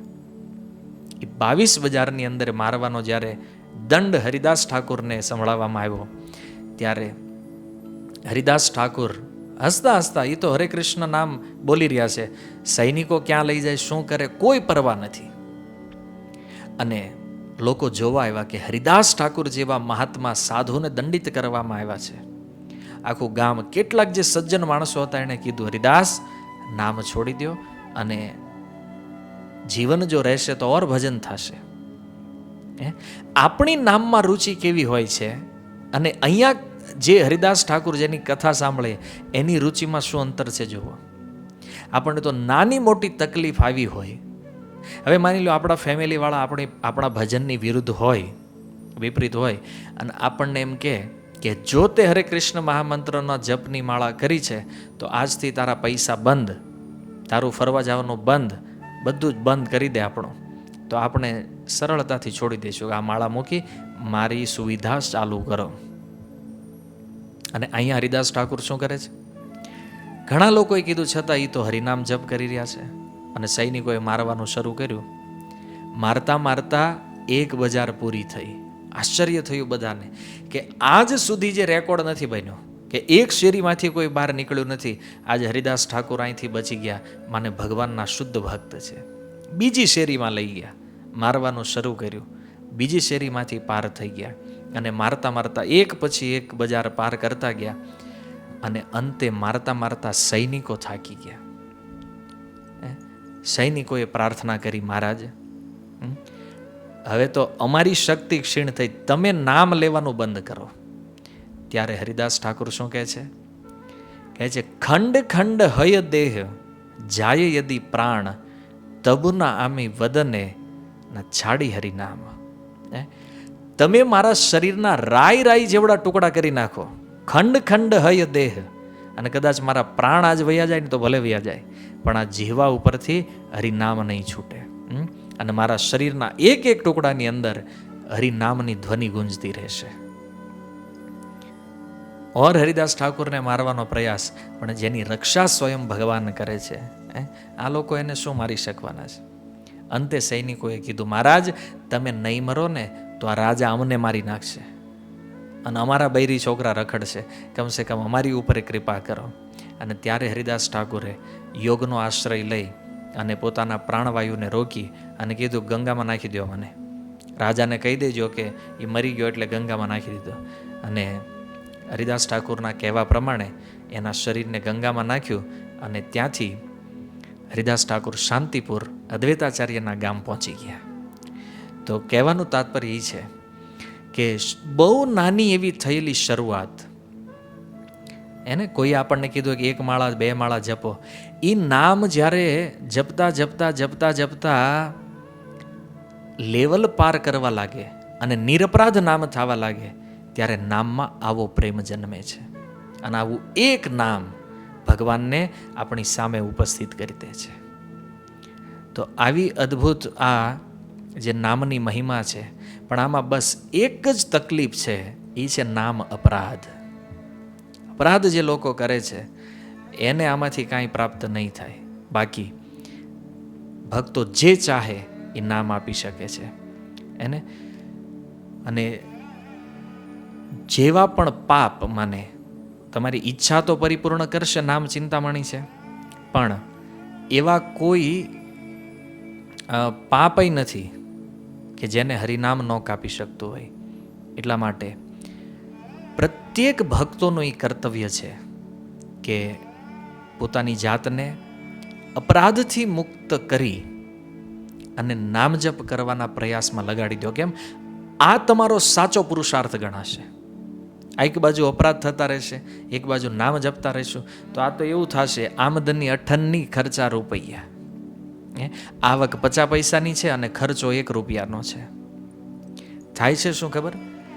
પ્રતિદિન જ્યારે આપણે નામ જપ કરીએ છીએ, 16 માળા કરીએ છીએ, અને આપણને એવું લાગે કે હજી આમાં કાંઈ પ્રભાવ નથી. કેમ? કારણ કે આપણે જેટલું કમાઈએ છીએ ને એનાથી વધારે વાપરી નાખીએ છીએ.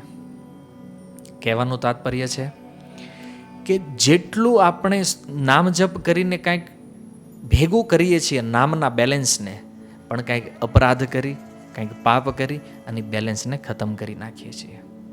એટલા માટે આપણે કરવાનું છે નામ ધનનું બેલેન્સ ભેગું કરવાનું છે. અને એ બેલેન્સ કરવા માટે પ્રતિદિન જેટલું પણ નામ જપ થાય છે એમાં ધ્યાન રાખો, ખર્ચો ન થવો જોઈએ. અને ખર્ચો શું છે? અપરાધ, પાપ. અને એ પણ વિચારમાં ન રહ્યો કે આપણા તો એટલા બધા પાપ છે, એનું હું પહેલાં છે એ તો ભૂલી જાવ, એ તો બધા નાશ થવાના છે, પણ નવા કરવાની જરૂર નથી. મહાપ્રભુ કહે છે કે ઘણીવાર અપરાધ લેતા લેતા યદિ જો નામ લેશું આપણે તો શું થશે? બહુ જન્મ કરે યદિ શ્રવણ કીર્તન તબુ તન પાય કૃષ્ણ પદે પ્રેમધન. આ અપરાધવાળું શ્રવણ કીર્તન અનેક જન્મો કરશું તો પણ ભગવાનના ચરણમાં પ્રેમ પ્રાપ્ત નહીં થાય. એટલા માટે અપરાધથી બચવું બહુ જરૂરી છે. એક કૃષ્ણ નામ કરે સર્વ પાપ નાશ, પ્રેમેર કારણ ભક્તિ કરે ન પ્રકાશ.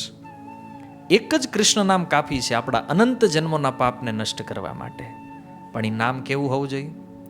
અપરાધ રહિત. તરત પ્રેમ ભક્તિનો પ્રકાશ કરાવી દેશે.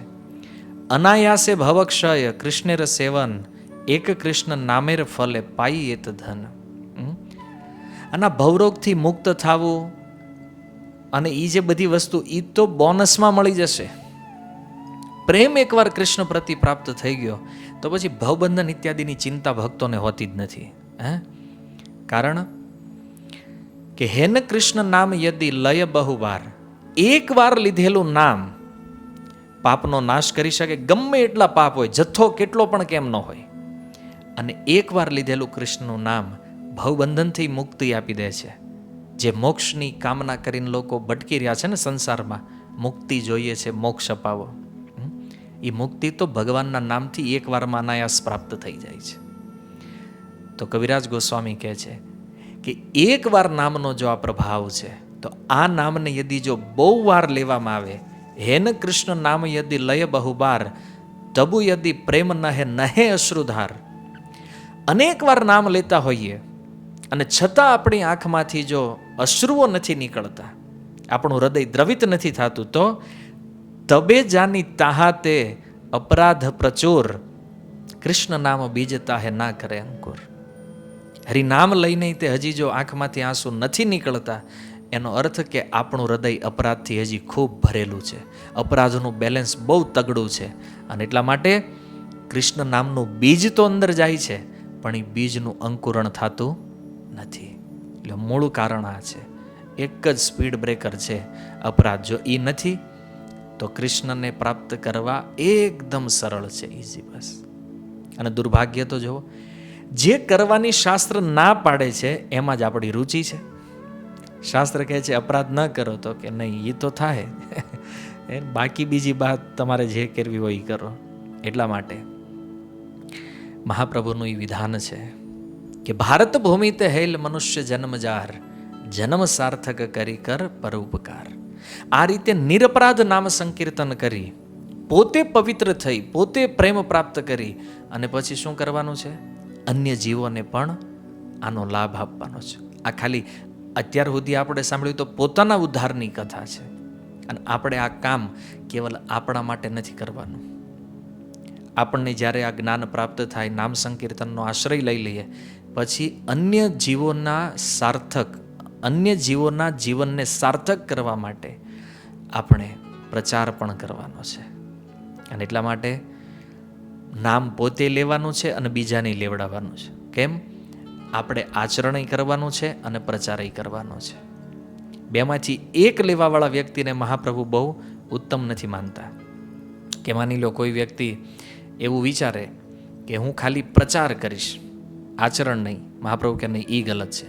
કોઈ વ્યક્તિ ખાલી એમ વિચારે કે હું ખાલી આચરણ કરીશ, પ્રચાર નહીં, એ પણ ગલત છે.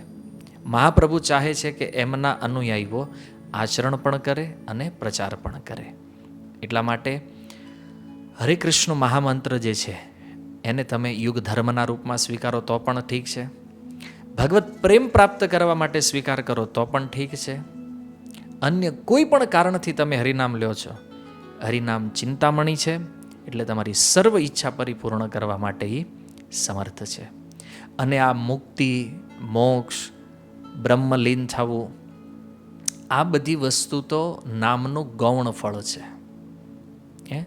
અને મુક્તિ તો તુચ્છ છે એકદમ કૃષ્ણ પ્રેમ આગળ. કારણ કે પંચમ પુરુષાર્થ કૃષ્ણ પ્રેમ, ધર્મ અર્થ કામ મોક્ષ, આ ચાર વસ્તુને કવિરાજ ગોસ્વામી કે ત્રિણવત માની નામ સંકીર્તન એનું જે પરમ ફળ છે કૃષ્ણ પ્રેમ, એ કૃષ્ણ પ્રેમની સામે આ ચારેય પુરુષાર્થ છે ને એકદમ તુચ્છ છે. અને એટલા માટે મહેતા નરસિંહ કહે છે, વૈષ્ણવ જન તો મુક્તિ ન માગે, માગે જન્મ જન્મ અવતાર. ભક્તો એ નથી કહેતા કે અમને મુક્ત કરીને બસ મોકલી દો. ભક્તો કહે છે નહીં, વારંવાર જન્મ આપો. શું કામ? કારણ કે જેટલી વાર જન્મ લેશું એટલી વાર પ્રભુ તમારા નામનું કીર્તન કરશું. મહાપ્રભુના શિક્ષાષ્ટકનો 4થો શ્લોક, મમ જન્મની જન્મની ઈશ્વરે ભવતાદ ભક્તિ રહે તુ કિત્વયે. કે પ્રભુ મુક્તિ નહીં, જન્મ જન્મ અવતાર જોઈએ. શું કામ? તમારું નામ સંકીર્તન કરવા માટે, એ પ્રેમને પ્રાપ્ત કરવા માટે. એટલા માટે વૈષ્ણવની વિચારધારા સામાન્ય અધ્યાત્મવેત્તાઓની વિચારધારાથી ક્યાંય આગળ છે. અને આ વાતને આપણા ગુજરાતના પ્રસિદ્ધ ભક્ત મહેતા નરસિંહે બહુ સરળ રીતે પોતાના ભજનમાં વણી લીધી છે. શું કામ અવતાર માગે છે વૈષ્ણવ? એનું કારણ છે કૃષ્ણ સેવા કરવા માટે. કારણ કે ભગવાનની સેવામાં જે સુખ છે એની આગળ મુક્તિનું સુખ તુચ્છ છે. અને એટલે ભક્તો ભગવાન આપે છતાં પણ એ મુક્તિનો ક્યારેય સ્વીકાર કરતા નથી. મુક્તિને પદ્મપુરાણની અંદર ભક્તિની દાસી કહેવામાં આવી છે. ભક્તિ મહારાણી જે છે ને એની દાસી છે. અને એટલા માટે ગીતાના જેટલા પણ યોગ છે એમાં સર્વોચ્ચ યોગ ભગવાન ભક્તિ યોગને કહે છે. કારણ કે ભક્તિથી ભગવાનને જેટલા પ્રસન્ન કરી શકાય એટલા અન્ય કોઈ સાધનોથી કરી શકાતા નથી. અને એ ભક્તિનું પ્રકટ સ્વરૂપ છે હરિનામ. હરે કૃષ્ણ કૃષ્ણ કૃષ્ણ હરે હરે, હરે રામ રામ રામ હરે હરે. ષોડશેતાની નામાની દ્વાત્રિંશદ વર્ણ કાની હ, કલો યુગે મહામંત્ર સંમતો જીવતારિણે. આ 16 શબ્દ જે છે આનું ઉચ્ચારણ જ કળિયુગમાં ભક્તિ છે અને જીવોને મુક્ત થવાનું એકમાત્ર સાધન છે. અનંત સંહિતાનો આ શ્લોક છે. એટલા માટે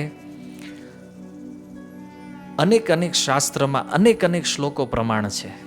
હવે આપણી પાસે સમય તો ઘણો ઓછો છે, એટલા માટે જે મૂળ વાત છે એને આપણે સમજી અને આગળ વધીએ. આમ તો કોઈ પણ શાસ્ત્ર તમે ઉઠાવીને જુઓ, કોઈ પણ પુરાણ હોય, નામની મહિમા હરેક સ્થાન ઉપર લખવામાં આવી છે, ત્યાં સુધી કે વેદથી લઈ અને ભગવદ્ ગીતા. હવે આની વચ્ચે જેટલું પણ શાસ્ત્ર છે એ હરેક શાસ્ત્રોની અંદર આ વાત છે. અને યજુર્વેદના કલિસંતરણ ઉપનિષદમાં હરે કૃષ્ણ મહામંત્રનું જે મહાત્મય આપવામાં આવ્યું છે તો એને આપણે થોડું શ્રવણ કરી લઈએ. કલિસંતરણ ઉપનિષદની અંદર કહેવામાં આવ્યું છે કે દ્વાપરાંતે નારદો બ્રહ્માંડમ જગામ. દ્વાપર યુગના અંતમાં નારદ મુનિ બ્રહ્માજી પાસે જઈ કથમ ભગવાન ગામ પર્યટન કલિમ સંતરયમિતિ. નારદ મુનિ જે છે પ્રણામ કરી અને બોલે છે, ભગવાન આ પૃથ્વી ઉપર ભ્રમણ કરતા કરતા કળિયુગને જ્યારે પાર કરવાનો સમય છે તો આને હું કઈ રીતે પાર કરી શકું? સહોવાચ બ્રહ્મા. ત્યારે બ્રહ્માજી બોલે છે, સાધુ પૃષ્ટો અસ્મિ સર્વશ્રુતિ રહસ્યમ ગોપ્યમ તત્શૃણુ યેન કલિ સંસાર તરિષ્યતિ. બ્રહ્માજી કહે છે કે નારદ, તારો પ્રશ્ન ખૂબ સુંદર છે અને એટલા માટે સર્વશ્રુતિ રહસ્યમ માને જેટલું પણ શાસ્ત્ર છે એમાં જે સૌથી ટોપ સિક્રેટ વસ્તુ બતાવી છે કળિયુગમાં આ સંસાર સાગરને તરવા માટે, કલિ સંસારમ તરિષ્યસી, જે સૌથી ટોપ વસ્તુ છે એ હું તને બતાવું. શું છે? તો કહે છે ભગવત આદિ પુરુષસ્ય નારાયણસ્ય નામ ઉચ્ચારણ માત્રેણ નિર્ધૂત કલિર્ભવતી. બ્રહ્માજી કહે છે જે આદિ પુરુષ ભગવાન નારાયણ છે એના નામ ઉચ્ચારણ માત્રથી કળિયુગના દોષોનો નાશ કરી શકાય છે. નિર્ધૂત કલિર્ભવતી. નારદ પુનઃ પ્રપંચ. નારદજીએ ફરીથી પૂછ્યું, તન નામ કિમિતિ? એ નામ કયું છે? સહોવાચ હિરણ્યગર્ભ. હિરણ્યગર્ભ માને બ્રહ્મા. ત્યારે બ્રહ્માજીએ કીધું, હરે કૃષ્ણ કૃષ્ણ કૃષ્ણ હરે હરે, હરે રામ રામ રામ હરે હરે. ઇતિ ષોડશકમ નામ કલિકલ્મશ નાશનમ. આ જે 16 શબ્દ છે એ કળિયુગનો નાશ કરવા માટે પૂરતા છે. માનો આપણી તરફથી નારદ મુનિ એવું પૂછે, અન્ય કાંઈ ઉપાય ખરો? તો કહે છે, નાતઃ પરતરો ઉપાય. આની સિવાય બીજો કાંઈ ઉપાય નથી. સર્વ વેદેશુ દ્રશ્યતે. નારદ આ ચારેય વેદનું બરાબર અધ્યયન કર્યા પછી એનો સાર હું તને કહી રહ્યો છું. ઇતિ ષોડશ કલા આવૃત્તસ્ય જીવસ્ય આવરણ વિનાશનમ. અને હે નારદ સાંભળ, આ જે 16 શબ્દ છે એ જીવની ઉપર લાગેલું માયારૂપી જે આવરણ છે એનો નાશ કરવા માટે સમર્થ છે. તતઃ પ્રકાશતે પરમ બ્રહ્મ મેધા પાયે રવિ રશ્મિ મંડલ વેતી. અને આ રીતે કહે છે, જે પ્રમાણે રવિ રશ્મિ મંડળ જેમ સૂર્યમંડળના પ્રકાશથી કહે છે કે વાદળ જે છે એ વિનષ્ટ થવા છતાં, વાદળ ક્યારેક ક્યારેક સૂર્યની આડ આવી જાય તો આપણને એવું લાગે કે સૂર્યને ઢાંકી દે છે, પણ છતાં સૂર્યના જે કિરણો છે એ તો પ્રકાશિત થઈ જ જાય છે. ત્યારે પુનઃ પ્રપચ્છ નારદ. ફરીથી નારદ મુનિ પૂછે છે, ભગવાન કોસ્ય વિધિ રીતિ? આની વિધિ શું છે જપવાની? સહોવાચ નાસ્ય વિધિ રીતિ. ત્યારે બ્રહ્માજી કહે છે, આની કોઈ વિધિ નથી. સર્વદા શુચિર અશુચિર વા પઠન બ્રાહ્મણ સલોકતામ સમીપતામ સ્વરૂપતામ સાયુજ્યતામ ઇતિ.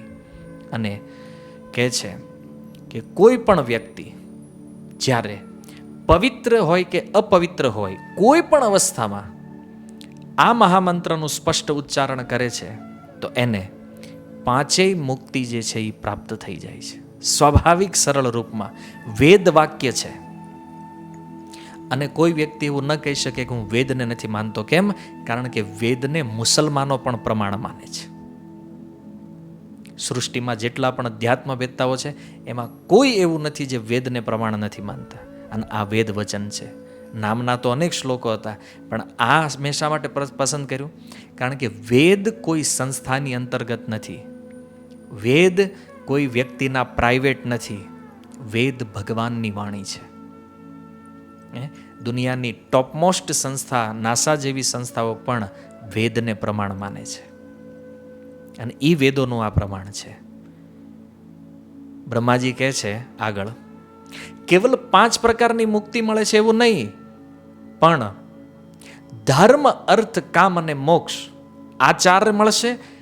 એનાથી પણ ઉપર જે પંચમ પુરુષાર્થ જેને કહેવામાં આવ્યો છે એ કૃષ્ણ પ્રેમ સુધી પણ વ્યક્તિ આ 16 શબ્દથી પ્રાપ્ત કરી લે છે. એટલે 5 મુક્તિ, 4 પુરુષાર્થ અને સૌથી ટોપમોસ્ટ અધ્યાત્મ જગતના સારરૂપ જે ભગવાનનું પ્રેમ તત્વ છે એ પ્રેમ તત્વ પણ વ્યક્તિ હરે કૃષ્ણ મહામંત્રથી પ્રાપ્ત કરે છે. બોલો, આનાથી વિશેષ મહામંત્રની બીજી શું મહિમા હોઈ શકે? અને એટલા માટે આ મહામંત્રના વિષયમાં અનેક શાસ્ત્રોમાં આ પ્રમાણેના શ્લોકો આપેલા છે.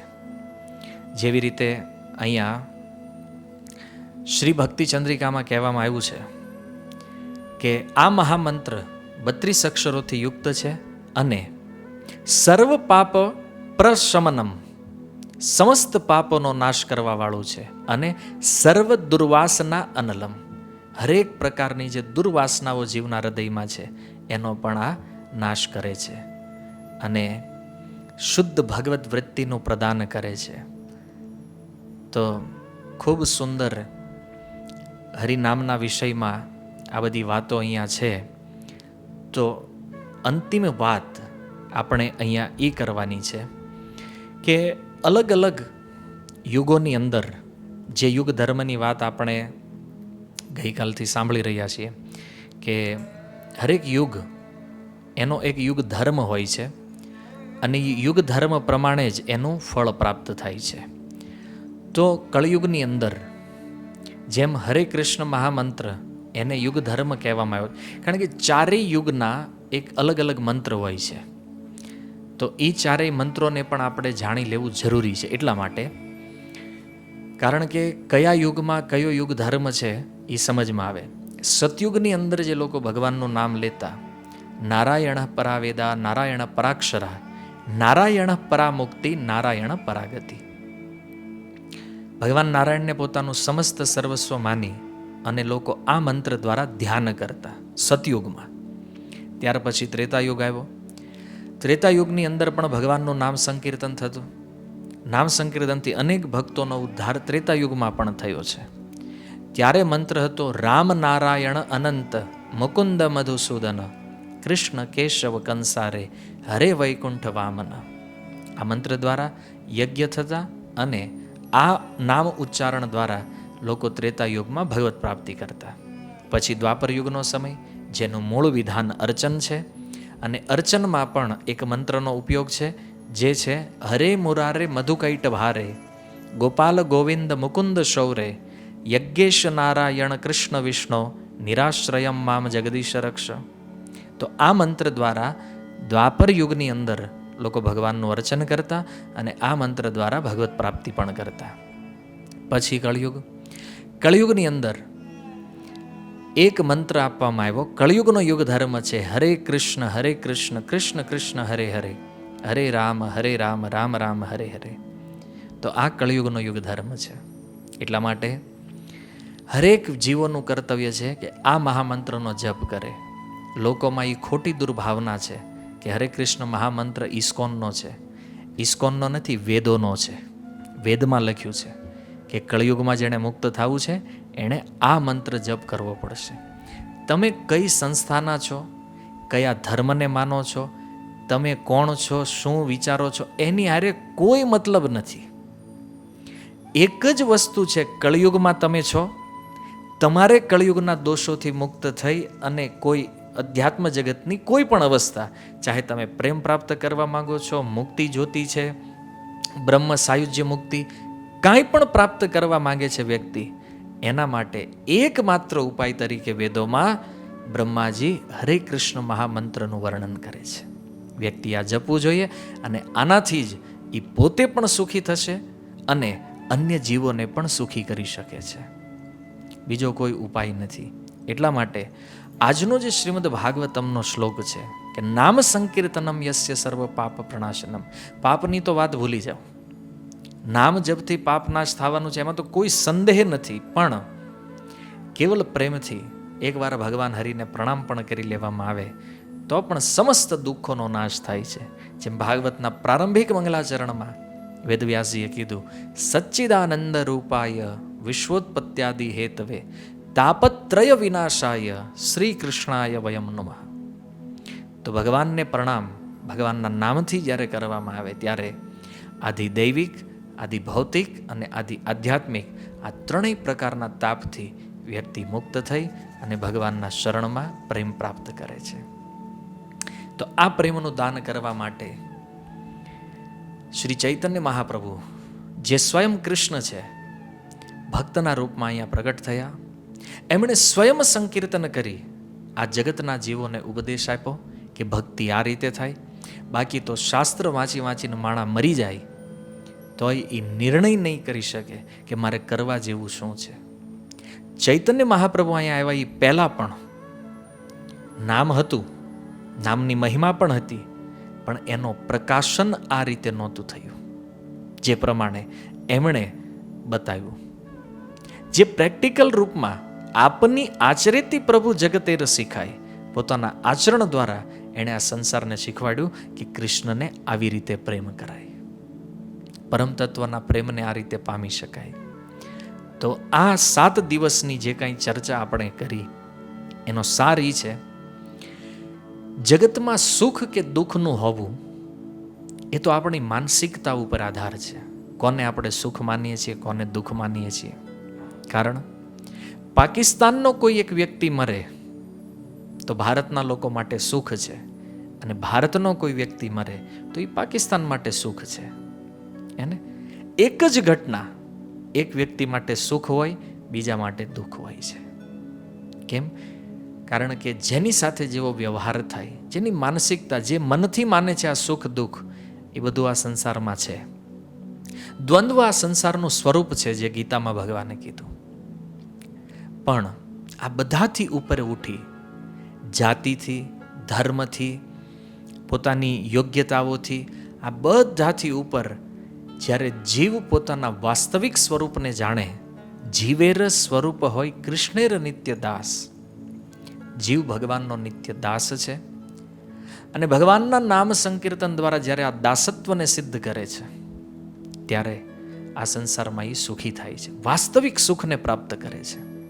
બાકી શંકરાચાર્યજીના જીવનમાં જો જે માયાવાદના પ્રણેતા છે, એ શંકરાચાર્યજી શું કહે છે? એમનો એક ખૂબ વૃદ્ધ શિષ્ય વેદાંત વાંચી રહ્યો હતો 65 વર્ષની ઉંમરે, અને ત્યારે શંકરાચાર્યજી ત્યાંથી પસાર થયા અને એણે જોયું કે આની ઉંમર 65 વર્ષ થઈ અને છતાંય શું કરે છે? વેદાંત વાંચે છે. શંકરાચાર્ય કહે છે, ભજ ગોવિંદમ ભજ ગોવિંદમ ગોવિંદમ ભજ મૂઢ મતે. અરે મૂર્ખ, આ વેદાંત વાંચવાની ઉંમર નથી, આ ગોવિંદનું ભજન કરવાની ઉંમર છે. ભગવાન નિરાકાર છે. આ સિદ્ધાંતની જેણે સ્થાપના સંસારમાં કરીને એ શંકરાચાર્ય શું કહે છે? ગોવિંદનું ભજન કરો. સંસારમાં જેટલું જેટલું માયાવાદ સાહિત્ય છે ને, એના આદિ ગુરુ પ્રણેતા શંકરાચાર્ય છે. એનું આ વચન છે કે જીવનનો સાર જે છે ને, એ ગોવિંદનું ભજન છે. તર્ક વિતર્કમાં, વિચારોમાં આ જાણશું, પેલું જાણશું, અહીંયા ત્યાં, એમાં ટાઈમ પાસ કરવાથી કાંઈ નહીં થાય. આત્માનો ઉદ્ધાર યદી કરવો છે, એનું એકમાત્ર લક્ષ્ય ગોવિંદનું ભજન છે. શંકરાચાર્યનું આ વચન છે. બાકીના જે 4 વૈષ્ણવ આચાર્યો છે, એમણે તો એમની ટીકાઓમાં ભરી ભરીને આ સિદ્ધાંતો લખ્યા છે. રામાનુજાચાર્ય, શ્રીપાદ મધ્વાચાર્ય, વિષ્ણુ સ્વામી નિંબાર્કાચાર્ય, એમણે તો આ પ્રેમ તત્વનું પણ એવું પ્રકાશન કર્યું છે. પણ એ વાસ્તવિક પ્રેમ તત્વ જે છે એનું પ્રકાશન, અને એ પ્રેમનું પ્રકાશન કરતા એ પ્રેમનું દાન જે છે, માનો એ પ્રકટ તો થઈ ગયો, પણ દેશે કોણ? તો એને દેવા માટે સ્વયં ભગવાન ચૈતન્ય દેવના રૂપમાં આવી અને આ જગત ઉપર ખૂબ મોટી કૃપા કરી છે. એટલા માટે આ કૃપાનો આપણે લાભ ઉઠાવી અને આપણા મનુષ્ય જીવનને સફળ બનાવીએ. તો આ આપણા જે આ સપ્તાહ સત્ર છે, હરિનામ સપ્તાહ, એનો મૂળ સાર છે કે હરિનામની કાંઈક એવી અંતરંગ જે વાતો છે, જે શાસ્ત્રોમાં બતાવી છે. કારણ કે ઘણીવાર સંદેહ એક સામાન્ય મનુષ્ય હોવાના કારણે આપણને થાય કે નામની આટલી મહિમા છે, આપણે જપીએ છીએ છતાં થતું નથી. તો આ બધા જ પ્રશ્નો, લગભગ જે સામાન્ય પ્રશ્નો આપણા મનમાં હોય, એનો આ 7 દિવસમાં મેં ઉત્તર આપવાનો પ્રયાસ કર્યો છે. જે ગુરુ વર્ગથી શ્રવણ કર્યું છે, પ્રભુપાદ જેવા આચાર્યોના ગ્રંથોમાં જે વાંચ્યું છે, એમના આધાર ઉપર મેં જે કાંઈ વાતો કીધી, અને એનું શાસ્ત્રીય પ્રમાણ છે, તો આ પ્રમાણોના આધાર ઉપર આ શંકાઓનું સમાધાન કરવાનો પ્રયાસ કર્યો. બાકી જેમ ગોસ્વામીજીએ કીધું એમ કે સ્વયં ભગવાનને એના નામની મહિમા ન કરી શકે, તો પછી અમારી જેવા તુચ્છ જીવોનો તો આમાં કાંઈ, અમારું તો કોઈ નામ સ્થાન આવતુંય નથી. એટલે ખૂબ કૃપા રહી છે શીલ પ્રભુપાદજીની, ખૂબ કૃપા છે ગુરુ મહારાજની, અને વિશેષ કૃપા છે આપ સર્વ ભક્તોની, કે જેના કારણે આ 7 દિવસ સુધી નામની મહિમા ગાવાનો એક અવસર મને પ્રદાન થયો. અને પવિત્ર અધિક માસ, પુરુષોત્તમ માસની અંદર ભગવાન અને ભગવાનના ભક્તોનું ગુણાનુવાદ કરવાનો એક સમય અહીંયા આપણને આપ્યો. તો એના માટે આપ સર્વનો પણ ખૂબ ધન્યવાદ. અને સાથે સાથે ભાવગ્રહી પ્રભુ અને એમનો પરિવાર, જેમણે એક વિશેષ ઉત્સાહ અને પ્રેરણા આપી આ કાર્યને કરવા માટે, તો એમનો પણ વિશેષ હૃદયથી આભાર વ્યક્ત કરીએ છીએ. અને અંતિમ વાત એ છે કે જો હરિનામના વિષયમાં શ્રવણ કર્યા પછી તમને પણ એવું લાગે કે આપણે આપણા જીવનનો જે ઉદ્દેશ્ય છે ભગવત પ્રેમ, ત્યાં સુધી પહોંચવું છે, તો કૃપા કરી આજથી, અત્યારથી આ હરિનામને તમે સ્વીકાર કરો, ગ્રહણ કરો. કારણ કે જો આપણે એવું માનીએ કે આ સાંભળ્યું બધું ઠીક છે, પણ મારે અત્યારે નામ નથી જપવું, હું 10 વર્ષ પછી કરીશ. 10 વર્ષ પછી કરો, 10 જન્મ પછી કરો, 100 જન્મ પછી, કરોડ જન્મ પછી કરવાનું આ છે. કારણ કે આની સિવાય બીજો કોઈ રસ્તો નથી. બીજી વસ્તુ કે ગુજરાતની અંદર જે ભક્તો થયા, ગુજરાતની આસપાસ જે ભક્તો થયા, ભારતમાં જે ભક્તો થયા કળિયુગમાં, એના ઇતિહાસો આપણી સામે છે. એ બધાએ ભગવાનના નામનો આશ્રય લીધો છે અને નામથી જે લોકો તર્યા છે. છેલ્લા 500 વર્ષનો ઇતિહાસ જુઓ કે 5000 વર્ષનો ઇતિહાસ જુઓ, ભગવાનના નામે અનેક લોકોને તારી દીધા છે. અને આનાથી સરળ અન્ય કોઈ ઉપાય નથી. અને આ જ મોટામાં મોટું કારણ હતું કે પરીક્ષિત મહારાજે કળિયુગને જીવતો જવા દીધો. કારણ કે ગૌડી આચાર્યોનું કહેવું છે કે કળિયુગ જે છે એ ભજન કરવાવાળા લોકો માટે સોનાનો યુગ છે અને ભોગવાળા માટે દુઃખ અને કલહનો યુગ છે. તો આપણે આનો કેવી રીતે લાભ લેવો એ આપણી ઉપર છે. બાકી તો હરિ અનંત હરિ કથા અનંતા, ઘણું બધું છે. પુનઃ એકવાર આપ સર્વ ભક્તોનો ધન્યવાદ. અને એ સાથે આપણા અંતિમ સત્રને અહીંયા આપણે વિરામ કરીએ. હરે કૃષ્ણ, કૃષ્ણ કૃષ્ણ હરે હરે, હરે રામ, રામ રામ હરે હરે. શીલ પ્રભુપાદ કી જય. નિતાય ગૌર પ્રેમાનંદે. હરે હરે.